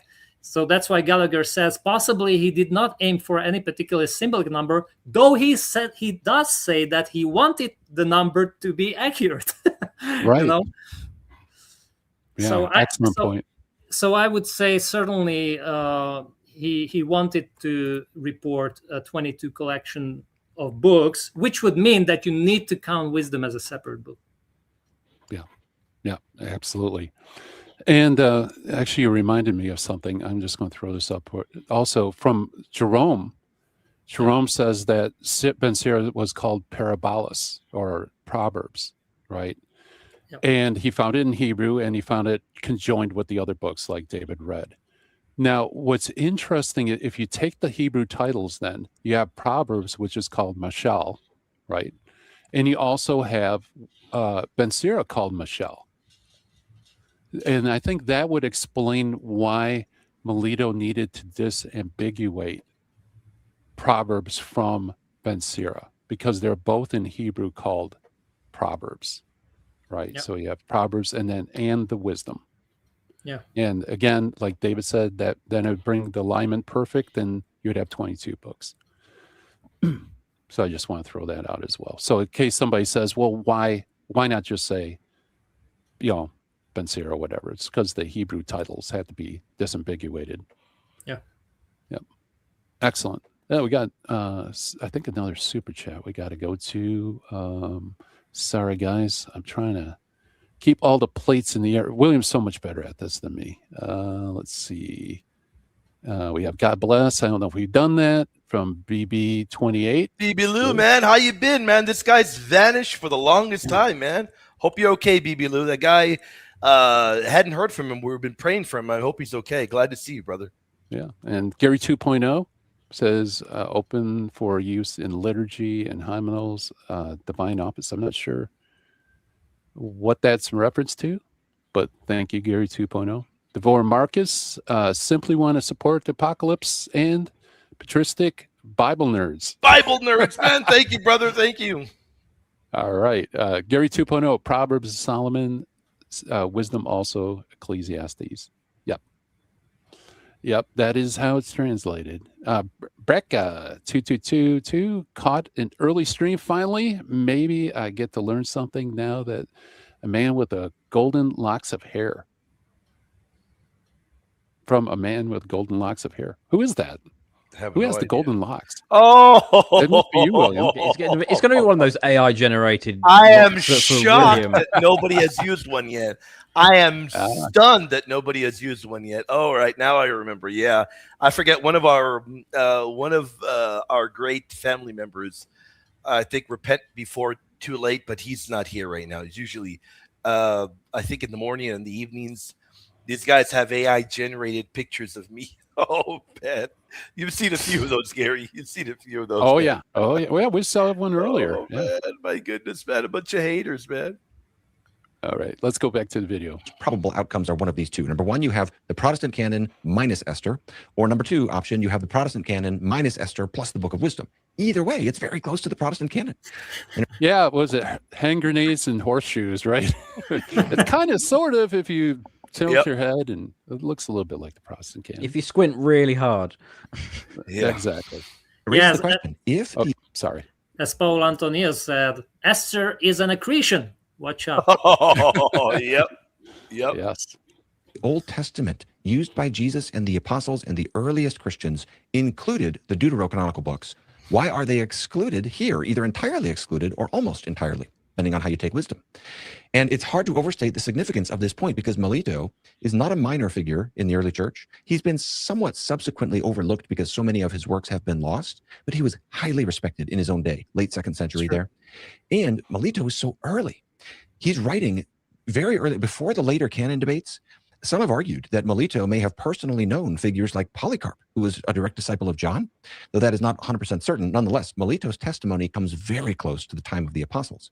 That's true. And by the way, he also wrote before the closing of the Mishnah with Judah the Prince. That took place about 200 AD. So he's writing so early that even rabbinic tradition really hasn't got off the ground as far as the Mishnah.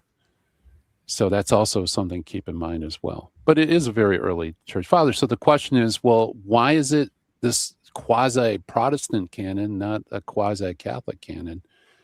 And the answer is, well, what does the list represent, right? So we'll continue. The reason it's significant that the earliest surviving canon list in all church history is strikingly close to the Protestant canon is because the most important consideration in this dispute is simply, what canon did Jesus and the apostles use? And so testimony that comes so close to their time is significant. Now, of course, that presumes, that Melito is reproducing a Christian canon. Right? Yeah. That's the only way that makes sense. Yeah, no evidence for that. This is the point I was going to raise earlier, is the fact that Melito gives a very good historical snapshot of what 2nd century Palestinian Jews accepted as scripture.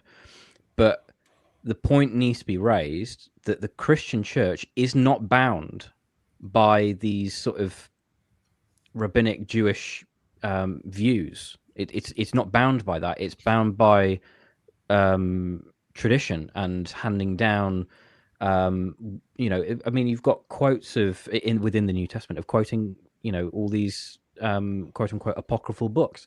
So if the quotation is necessary for, some people argue, well, we know that these books are supposed to be in the Old Testament because of quotation. Well, these other books that you would label as apocryphal are also quoted, as Gary has so masterfully unveiled during, morning streams of eons past, and I think it's just worth bearing that in mind that, it's a good snapshot, but it doesn't represent a consensus. Well, it's very clearly, to me, it seems like an apologetic effort that is directed towards his Jewish interlocutors. There really is no doubt about that. It's definitely not a Christian canon declaration. There's no doubt about that. And if anybody were to try to make that argument, Well, then logically they're going to have to deal with why Matthew, Mark, Luke, why these other books are missing. They're going to have to deal with that, and then you run into an issue, all kinds of issues, because contemporaneous to Melito, you have fathers that very clearly are utilizing them. Saint Justin the Martyr speaks of the memoirs of the apostles. They're read liturgically. Saint Irenaeus of Lyon very clearly defends the fourfold gospel, and there's this widespread and wide circulation of the Pauline epistles and all kinds of New Testament books. So I don't think it's a very good argument if people try to put that forth in terms of Melito. Yeah. And so you can see here where Gavin is just assuming that he's reproducing the books that Christians accept as sacred, and kind of putting in there. Of course, the odd thing is, where's the New Testament? If it's a Christian, if it's what the books that Christians use, why is there not a single New Testament book there? So it doesn't square with the Protestant canon, right? It's missing the New Testament. No, it does not square with it at all. Yeah, so I don't know why Gavin doesn't mention that. All right, one more super chat from Brecca222.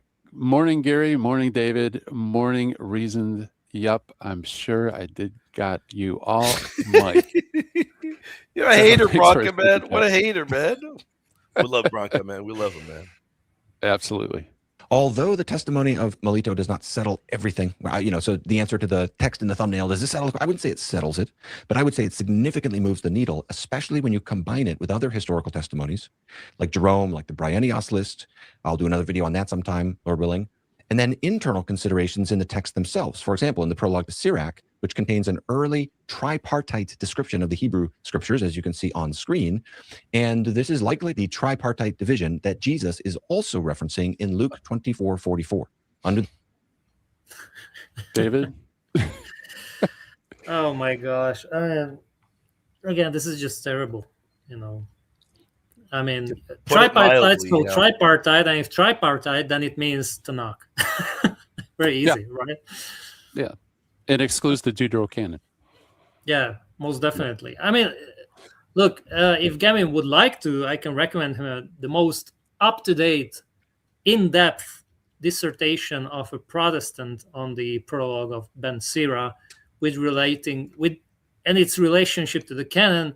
And she will tell you, no, Ben Sira is not giving you a closed fixed Jewish canon, and it certainly could include Ben Sira itself and probably other books as well. Yep. So no, and regarding Luke 24:44, yeah, we already went through this many times. There's not a single evidence that Psalms is a synecdoche for the third group. It's just not going to work because Psalms is always just Psalms wherever you look like. Exactly. And notice that the prologue to Sirach, see here, fails to name the third division. Yep. And even if Jesus is saying a threefold division, he fails to provide the name writings. He says Psalms. And that goes to your point, David, that how is Psalms a synecdoche for the writings when there's no other book in the writings that even comes close to Psalms? None of them are Davidic, none of them are Psalmic. It's a horrible representation. And apparently Psalms is not part of either the 5 books of Moses nor the prophets, but it's mentioned separately, but it's not under it's not under the title of a group of books, so it's just separate. So it's even more complicated. This passage, I would say, goes absolutely against a closed fixed canon of the Hebrews. If I'm correct, Psalms being used for the writings comes rather late in history, doesn't it? Correct me if I'm wrong, Gary. Is that 2nd or 3rd century? I don't remember. I don't know of anyone who's using Psalms as a synecdoche of the third category. No, not even. Okay, then I was wrong about that then. Okay. No. Even Augustine understood it as the book of Psalms. No. Gotcha. Okay. Yeah. So even that. Okay. And contemporaries like Philo or Josephus, they always, when they talk about hymns, because they don't use the word Psalms, they say hymns. Right. But you got Josephus saying hymns even in the third category, so-called, against Apian. It's always Psalms. Yeah. Very clearly, if our Lord intended that later tripartite rabbinic canon, there's no doubt the wording would have been clear. It would have been law, prophets, writings. It would have been clear. But he specifically says Psalms. I mean, he doesn't say writings. So, and there's a reason why he's saying Psalms, that's pretty important. He's going over Christological fulfillment, going over his suffering that's going to occur, or his suffering, his resurrection. And really, what Old Testament book is most used in the New Testament for messianic prophecies? The Psalms. So there's a clear reason why he brings up the Psalms. He's not trying to lay out this tripartite later kind of rabbinic canon. That is completely ludicrous. The other thing I would add, that at least Turretin Fan and Chapa were honest about in our debate, there's no writer in antiquity, definitely no Christian writer that interpreted Luke 24 that way. There's not a one. I've looked at all of them.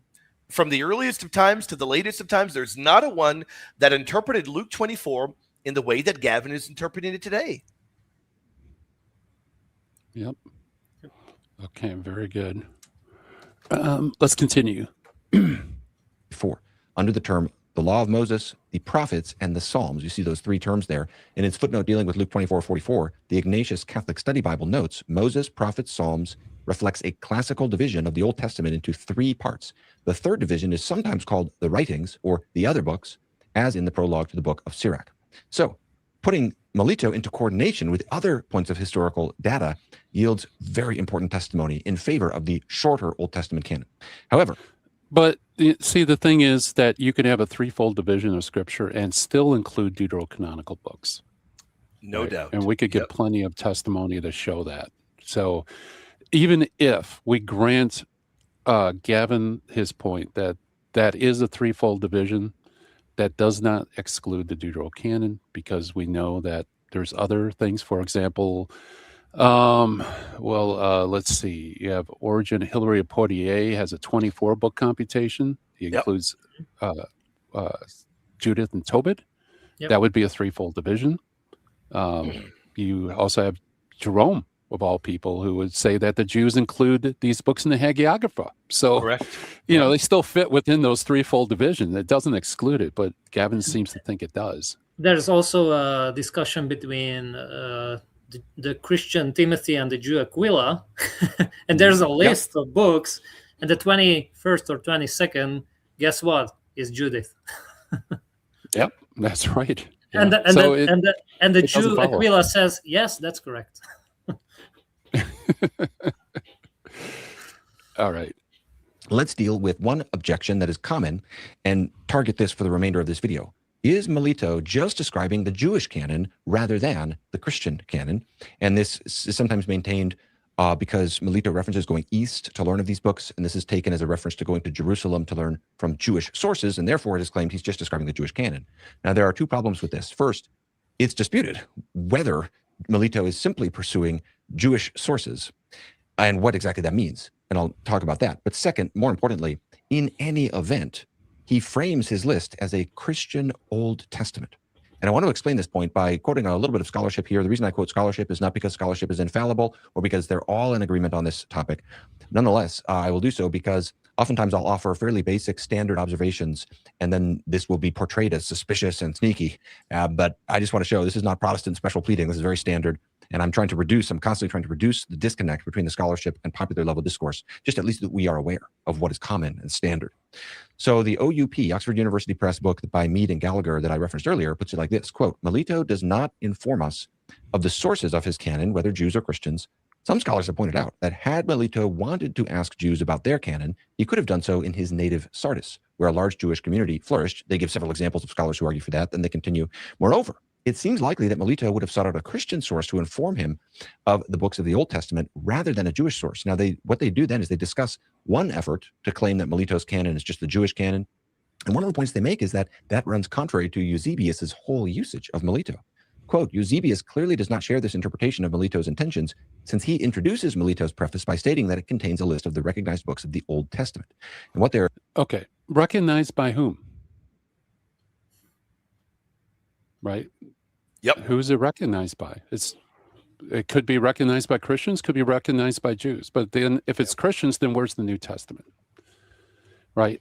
And also, as to the point about Gallagher and Mead, and let me bring this up, where it says, well, if, he would have consulted Christian sources nearby in Sardis, which is true. But then again, Sardis had a very large Jewish community. In fact, some scholars think that Melito Sardis is actually a convert from Judaism. And why didn't he go to the local synagogue? Right? Yep. This is problematic, guys. In fact, I brought this up way, way back in my debate against James White, right? You did. Yep. Why didn't he just knock on the door of the local synagogue and say, hey, which books do you guys read in your Tanakh? What parts of the Tanakh? And he could have, he should have. Did he? Well, if he did, apparently he wasn't happy with the information. Like they were uncertain, perhaps, right? Yeah. Same thing's true with Christians. Like the other thing too is Melito is a bishop, as Gavin rightly pointed out, very important bishop. And also Onesimus appears to be a bishop as well. What's the odds that two bishops wouldn't have a clue which books are being read as scripture in their own liturgies? Yeah, it doesn't make any sense at all. Yeah. No. In fact, what I think is going on, especially if Melito is a convert, and it's not important, but perhaps he is, what happened was Rabbinic Judaism closed their canon after Christianity in the middle of the second Christian century, not long before Melito. Onesimus, who wants to do apologetics, needs to know which books that he can use to prove Christian doctrine from the Old Testament. He wants to make an apologetic work. So he needs to find out what rabbis, what Jews believe. He goes to Melito because Melito is a bishop in a city that has lots of Jews. Also, he might have been a convert. He pings Melito. Melito isn't certain, okay? That's why he has to travel east to where these things were done so he can get it from the horse's mouth. What is the official list? Because apparently Jews were not quite sure, and Christians weren't sure of what the Jews accept. Yeah. Otherwise, if it's a Christian list, then you have the bizarre idea that a bishop doesn't know which books are being read in his own liturgy, and Onesimus doesn't know, and no surrounding Christian churches know. I mean, I think the height of absurdity there. That's the height of absurdity. It makes more sense than a Christian not knowing which books for a respected Christian bishop like Gavin pointed out. What do you guys think? Yeah, I agree with you 100%. That really is the height of absurdity. I agree. There's no doubt about it. Could you share my screen, Gary? Yeah, absolutely. Hold on a second. I always forget that I have to remove something before I put it up. There yeah, you go. because just as Dr. Ortlund said, look, it's not just I'm making it up. Look, I got scholarship, that is backing up my argument. So let's do the same. As you said, isn't it weird that a bishop of Sardis, as he said, a highly respected figure, is not certain what are the parameters of the Old Testament? Now we've got A.D. Knock here, who says that this is the preface to extracts from the law and the prophets which he was sending to Onesimus. It was hardly necessary to go to Palestine to get the facts. You see, like Knox says, this is just absurd. Like Melito is certainly not traveling to Palestine to know what is the Old Testament. That's just so dumb, Right. As you said, Gary, terrible argument. No one in that area, and most important, not the bishop. That's right. That's just so. That's just dumb. Gallagher entertained this idea. He says it might seem odd that a Christian bishop would need to learn the books of the Old Testament. This statement might indicate some confusion in Asia Minor regarding the precise contents of the Old Testament, perhaps due to the circulation of pseudepigrapha or the continuing questions raised by Jews. Look, this is what you said, Gary. The Jews were uncertain. This is what you said, Gary. Gallagher is backing up your claims. You see, the Jews were uncertain, There were questions that they raised or disagreements among Christians. Okay. Or Melito might here be referring specifically to the issue he has already broached, namely the number and order of the Old Testament books and not necessarily their identity. Now, to me, that's, again, far-fetched. Why would be someone so concerned and traveling to East just to get the order?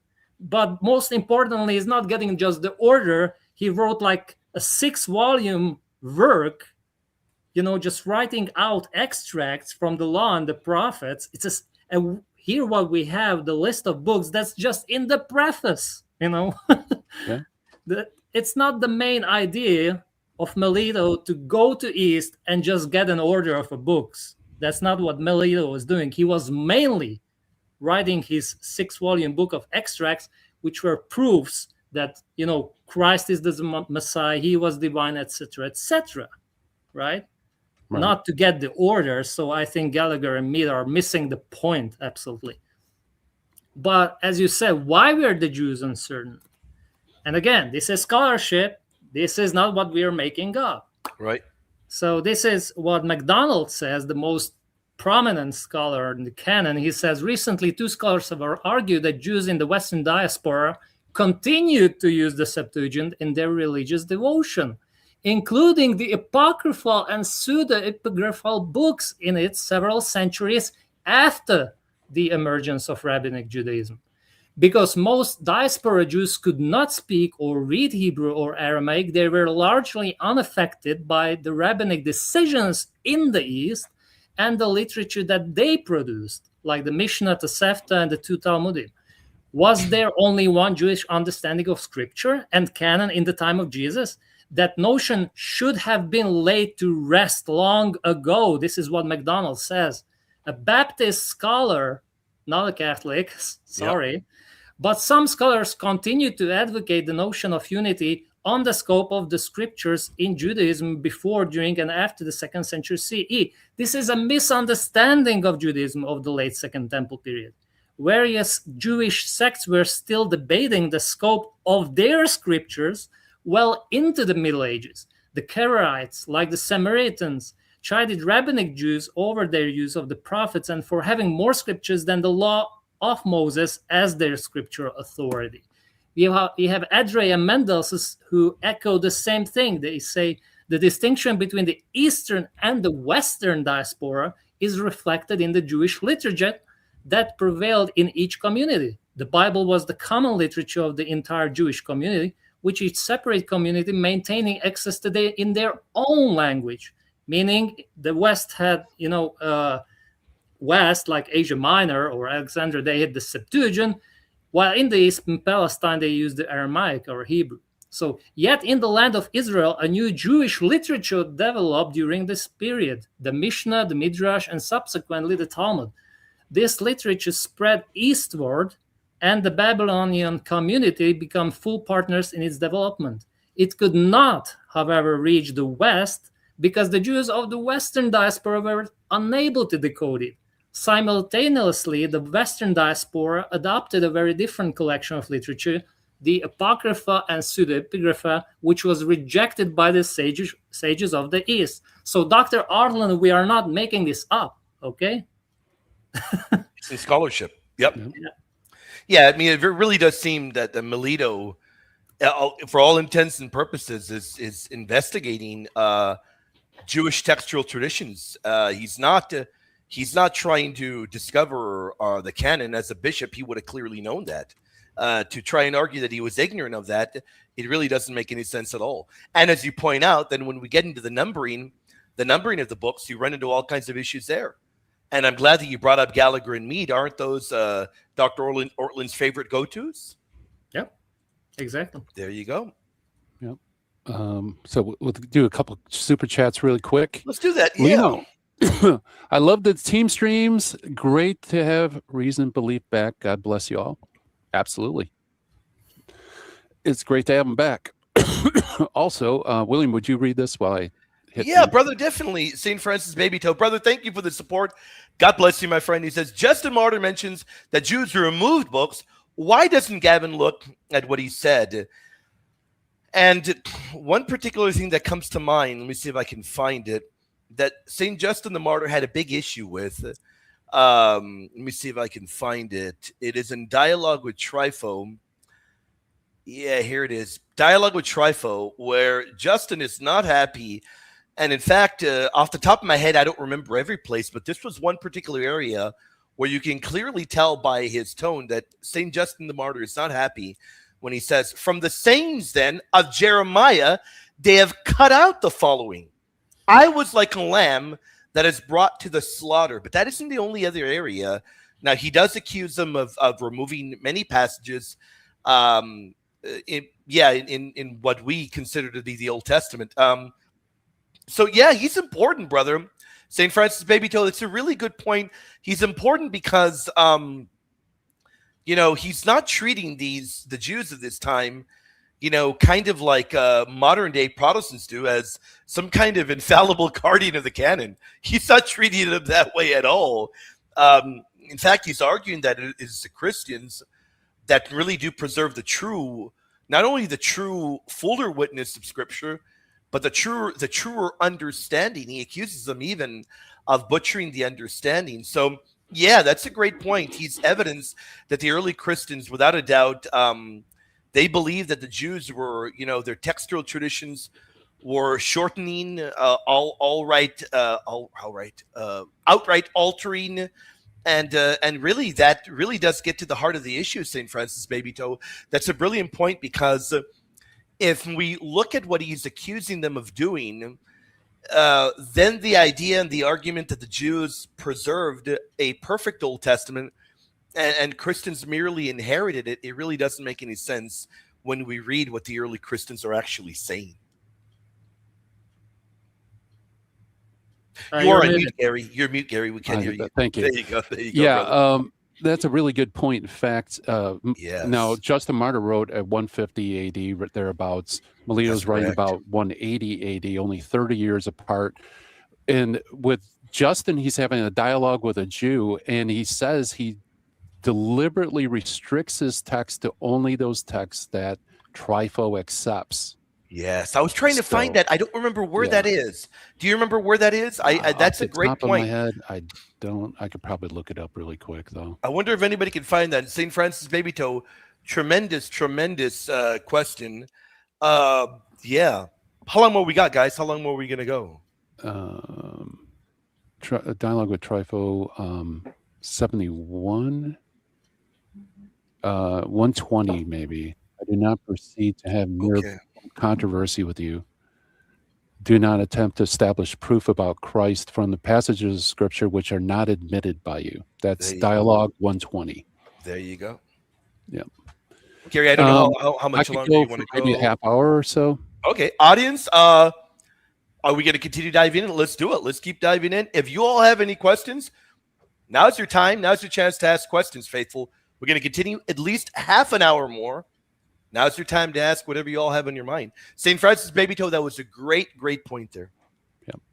Other than a Jewish source. Now, what they do then is they discuss one effort to claim that Melito's canon is just the Jewish canon. And one of the points they make is that runs contrary to Eusebius's whole usage of Melito.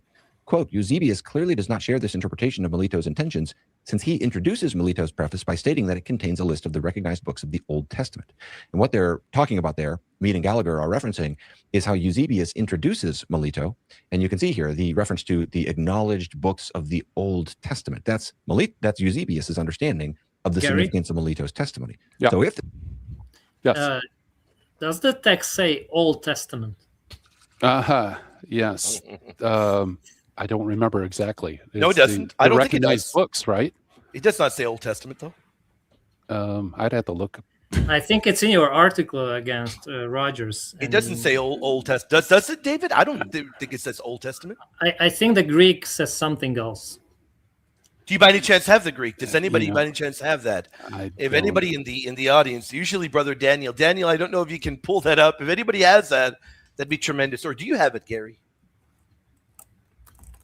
I do not think that he says that. I do not. And I was going to bring that up because he's repeating that multiple times over. In fact, as far as I can tell, please correct me if I'm wrong. I don't want to be misrepresenting Dr. Ortlund. But that seems to me like that's one of his main points here in this argument that he's putting forth. That it's the Old Testament, it's the Christian Old Testament. So this carries heavy weight. Yeah, unfortunately, I'm sending you in the private chat if you can read it, William. You do have the Greek? Okay. Yeah, that's the Greek. Okay, here we go. Let me get that. Yeah, I got the Greek here too. Okay. Let me see that. Okay. Halatauta men and all these matters mentioned. Selections. No, it does say Old Testament. It does, yeah. Yeah.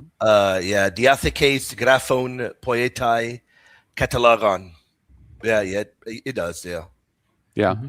But Case, the key point is he says he qualifies it as the recognized books. Sure, recognized. Yeah. In fact, right, he says it right there. In fact, yeah, that's the one area we've got to focus on. He says, let me see.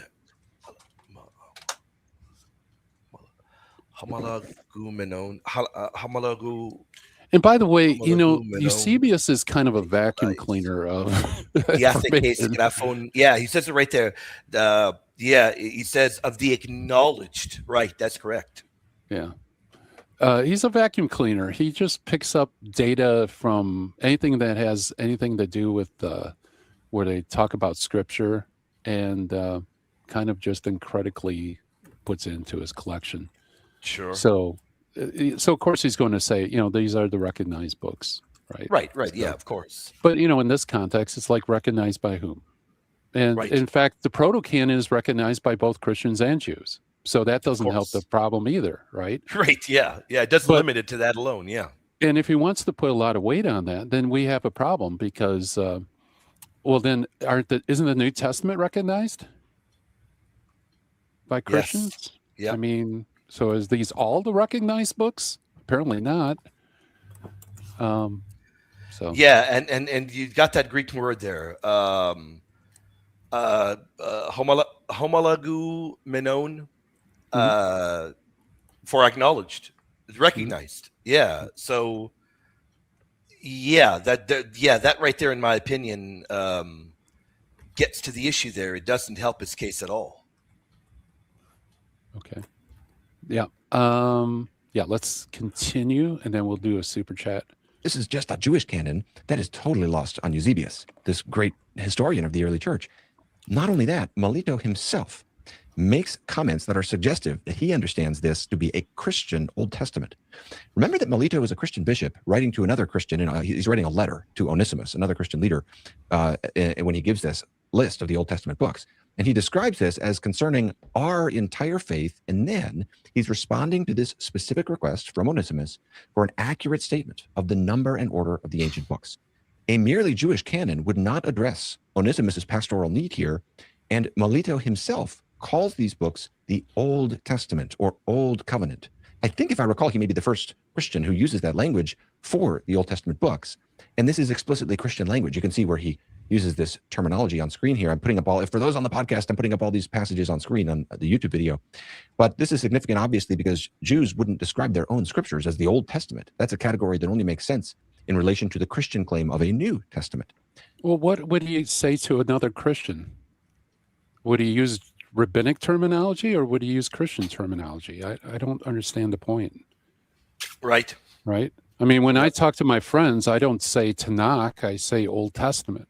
Right. But that doesn't mean I'm not going to produce the Tanakh, right? Exactly. Yep. These points. What was the other point he made? It didn't make any sense either. Concerning our entire faith. Well, yeah. Well, then why isn't it the New Testament as well as the Old?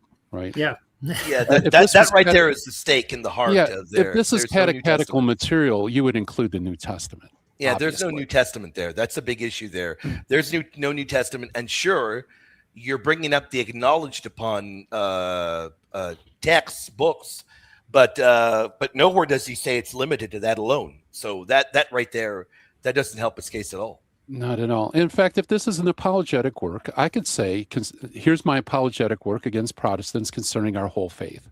But that doesn't mean my work is all about Catholicism, right? Right. And if you're dialoguing with a Protestant, you can easily say, well, here's a list of the acknowledged scriptures. And you can be sticking to books that you know that they utilize, and you can relegate yourselves to that in order to catechize, in order to evangelize. You can very well do that. That language very, very much so does fit with that. The more and more you read that, the more I look at the Greek, that language does fit with that particular effort of Melito. I think it fits perfectly.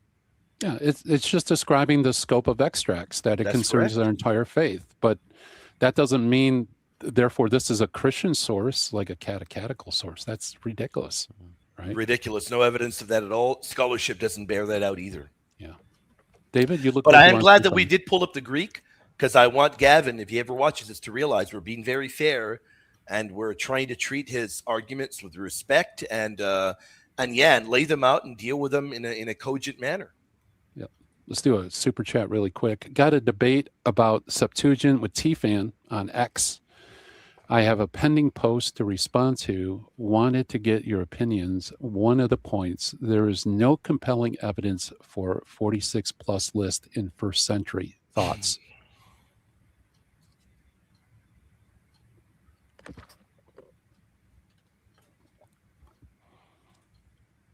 No compelling evidence for a list in the first century. There's no first century list. I'm going to get a refill of a drink, guys. I'll be right back. That's the first point. I mean, that's kind of, was it vacant truth? Is that right? That there's no cell phones in this room that's on. Well, there's no cell phones in the room, so it's kind of a vacuous truth, right? There's no first century list. Now that William's gone, I could cover his face with this. Right?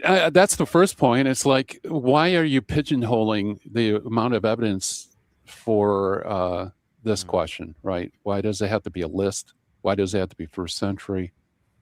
Yeah. If I'm not sure. You said it's on the Septuagint. I'm not sure. Maybe there's some other context that we need to know.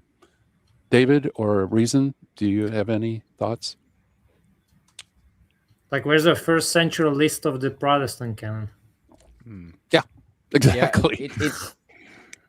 I mean, the evidence that we have from the first century is very scant anyway. It's very limited, simply for the fact that Christians were being persecuted, and any writings, any sort of affirmations of Christ and Christianity, etc., put people in danger, and so these, you know, it would be very rare anyway. I mean, it's a blessing that we have Eusebius, you know, writing and collecting all of these, you know, fragments and things like that in the first place anyway, to give us a coherent sort of overview of the history of the church up until, you know, the 300s.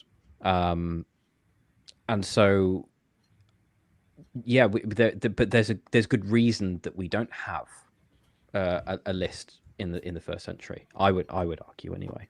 Oh yeah, sure. Now, for was it JT Christo? If he says, well, Josephus gives a list, you go to Mead and Gallagher's book and point out that it's not a list, although they flip-flop back and forth on it. He doesn't give a single title. It's really an enumeration of books. So completely inconsistent. Yep. Yeah, there is no things. William, any additional thoughts, or David? No.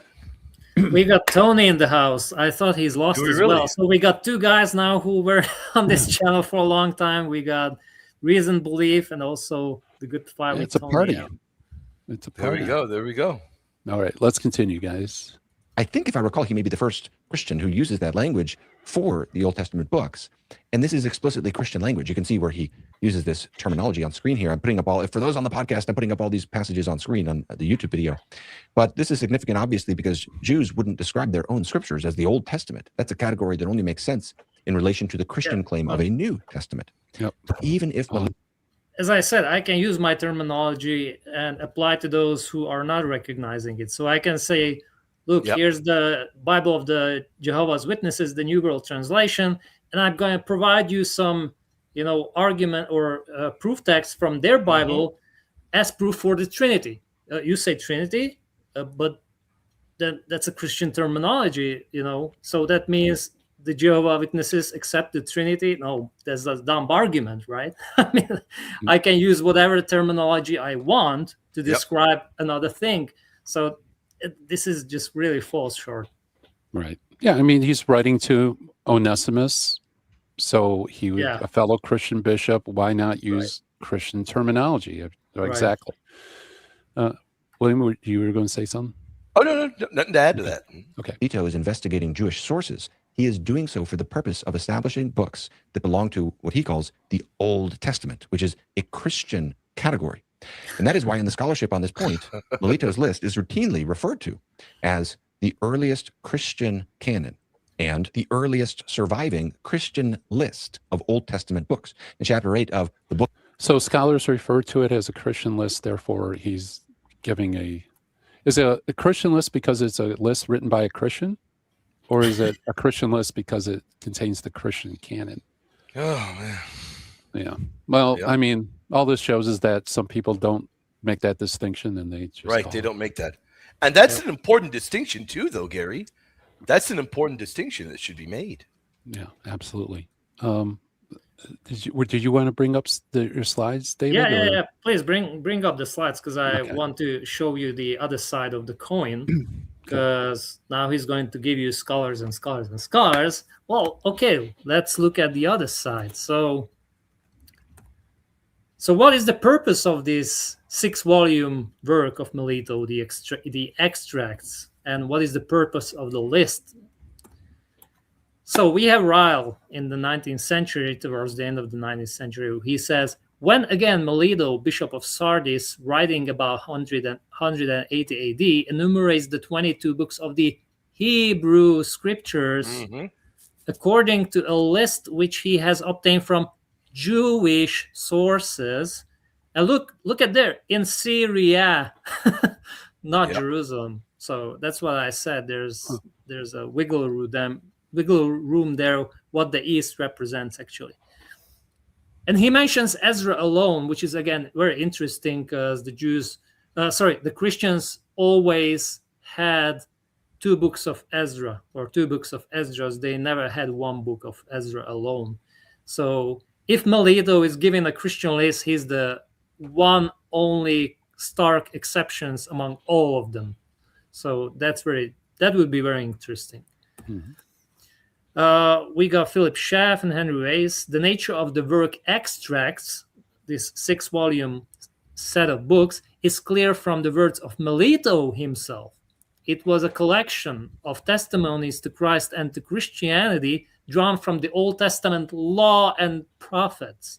It must therefore have resembled closely such works as Cyprian's Testimonia and Testimonia of Pseudo Gregory and other anti-Jewish works, in which the appeal was made to the Old Testament, the common ground accepted by both parties, the proof of the truth of Christianity. Although the ecloglea of Melito were not anti-Jewish in their design, their character leads us to classify them with the general class of anti-Jewish works, whose distinguishing mark is the use of Old Testament prophecy in defense of Christianity. What is this saying, Gary? This paragraph. Yeah, it's an apologetic work that fits lots of other Christian apologetic works, like testimonias that have just citing verses that affirm different doctrines, right? Yeah. But the most important thing is these are the books that are mutually accepted by both parties, right? That's the point. And like I said, if Judaism defined a canon for itself in the 2nd Christian century, then certainly in 180 AD, there would be Christians out there that are scratching their heads because it seems like the Jews aren't accepting books, kind of like we saw with Justin Martyr, right? And if it's common ground, that means that it's not necessarily true that the Christians are limiting their canon to this common ground. It's just simply what they can use against the Jews, right? Right. So if you have a Catholic apologetic book against Protestants, you would give the list of books that Protestants accept, but that doesn't mean the author accepts it, right? Or an Orthodox book Protestants or any of the above, right? Yeah. You have to define the sources from which you're going to draw your information, and you want it to line up with what they will accept as authoritative. Yeah. We have Williamson from the Word Biblical Commentary, very, very, very influential book. He says Melito, Bishop of Sardis, quotes Jewish sources in Palestine, which speak of the whole work as Ezra. So again, he's making the argument, look, the Christians never had one book of Ezra. They always had two books of Ezra. In other words, Melito is not gaining the information from Christians, but rather from the Jews in Palestine. Hanneman, he says, both lists that Melito and Origen presented are clearly Jewish catalogs and not Christian ones. Wow. Origen drew a clear distinction between their sources, those of the Jews, and our scriptures, those of the church. Origen appears to have suggested a confinement by Christians to the Jewish canon only for polemical purposes with Jewish opponents. A similar need may lie behind Melito's list, for he is known to have made a collection of testimonies from the Jewish canon. And then he reiterates this in page 83. He says, the early lists of the Jewish canon of Melito and Origen appear to have been devised only for polemic purposes. We got the French book on the canon by Alexander and Castley. They say the absence of the deuterocanonical books of the Septuagint does not mean that Melito rejects them. Rather, it is explained by the aim of his undertaking. For him, the task is to compose a collection of prophetic extracts for an apologetic purpose, and for this he can use only the books that appear in the official collection of the Jews. So, I mean, look, we can go on and on and on. I can go and throw out scholar after scholar after scholar, okay? But I think the main point what Ortlund have to explain, why is Melito going to the East? What is so authoritative about the East? You know? So everyone in the West, all the Christians are simply not reliable. You need to go to the East. That's one point. Second point, why only the Old Testament? If it really concerns the entire faith of Christianity, then why is he limiting it to the Old Testament? There is no Protestant, to the best of my knowledge, who's explaining this weird thing, you know. Third, he's making extracts, you know, and just from the Old Testament. So he's writing a six-volume book full of, you know, passages from scriptures which should prove Christ and Christianity. Why is he doing that from Christian books to Christians? You know, that doesn't make sense. At all. That doesn't make sense. No. It only makes sense if you go to Jews, and you want their scriptures, so you can use their scriptures to show that Christianity is true. That is the only thing that makes sense to me. I don't know what about you guys. Yeah, just 100%. Like Justin Martyr 30 years earlier, right? Yep. As St. Francis Babytoe brought up. Yeah, just like Justin Martyr. You're right. Yep. How much longer can you guys go? I got about like 5 minutes, and I got to get going. Okay. Do you want to continue with the video, or do you want to get questions? I mean, he's just going to give some scholars. That's it. Okay. Yeah, I haven't seen the video. Questions if people have any questions. If you all have anything on your mind, if you all have any questions, now is the time. We'd go 5 up to 10 minutes more. Okay. What do you all have on your mind? Audience, we want to thank you all for showing up. Thank you for your support. Thank you for the super chats. Thank you for the amazing questions. Thank you for the great points you all have brought up. This was fun. It really was fun, and I think we gave it a fair treatment as well, Gary. Gary, you going to backstage if you want to bring him up?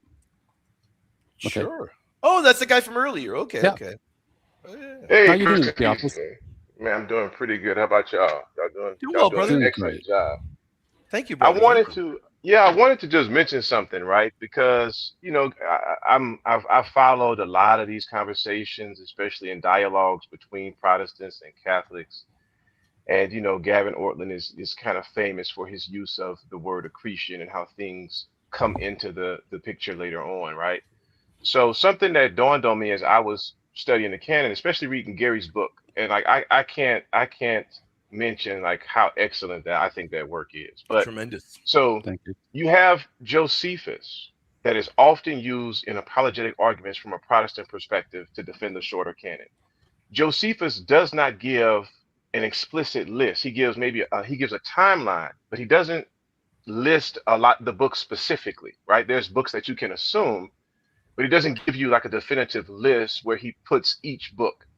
That's important because when you look into Jewish arguments like around the time of Josephus and not long after, you have Jews arguing about the specific limits of the canon, right? This comes up in, I think it's Mishnah Yadayim 3:5. And it's not until you get to Akiva where Akiva says, like, Jews have never disputed these books after listing rabbis who were disputing books like the Song of Solomon, right?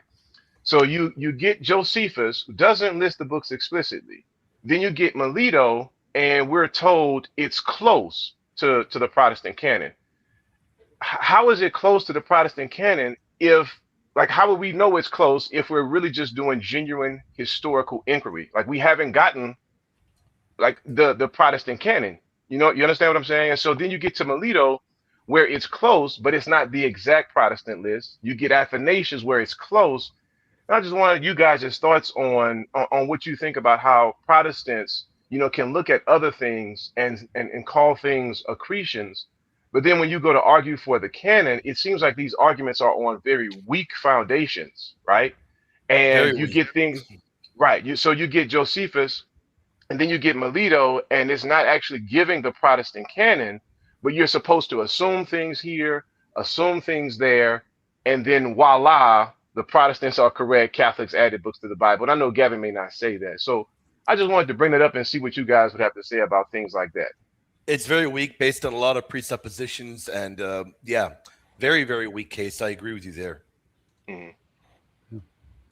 Yeah, I don't really have much to add for that. Yeah, I think you said it all, it is brother. what it is. Yeah, I think you said it all. Yeah. I appreciate y'all, man. All right. Brother, thank Awesome. you for coming up, brother. Yes, sir. All right.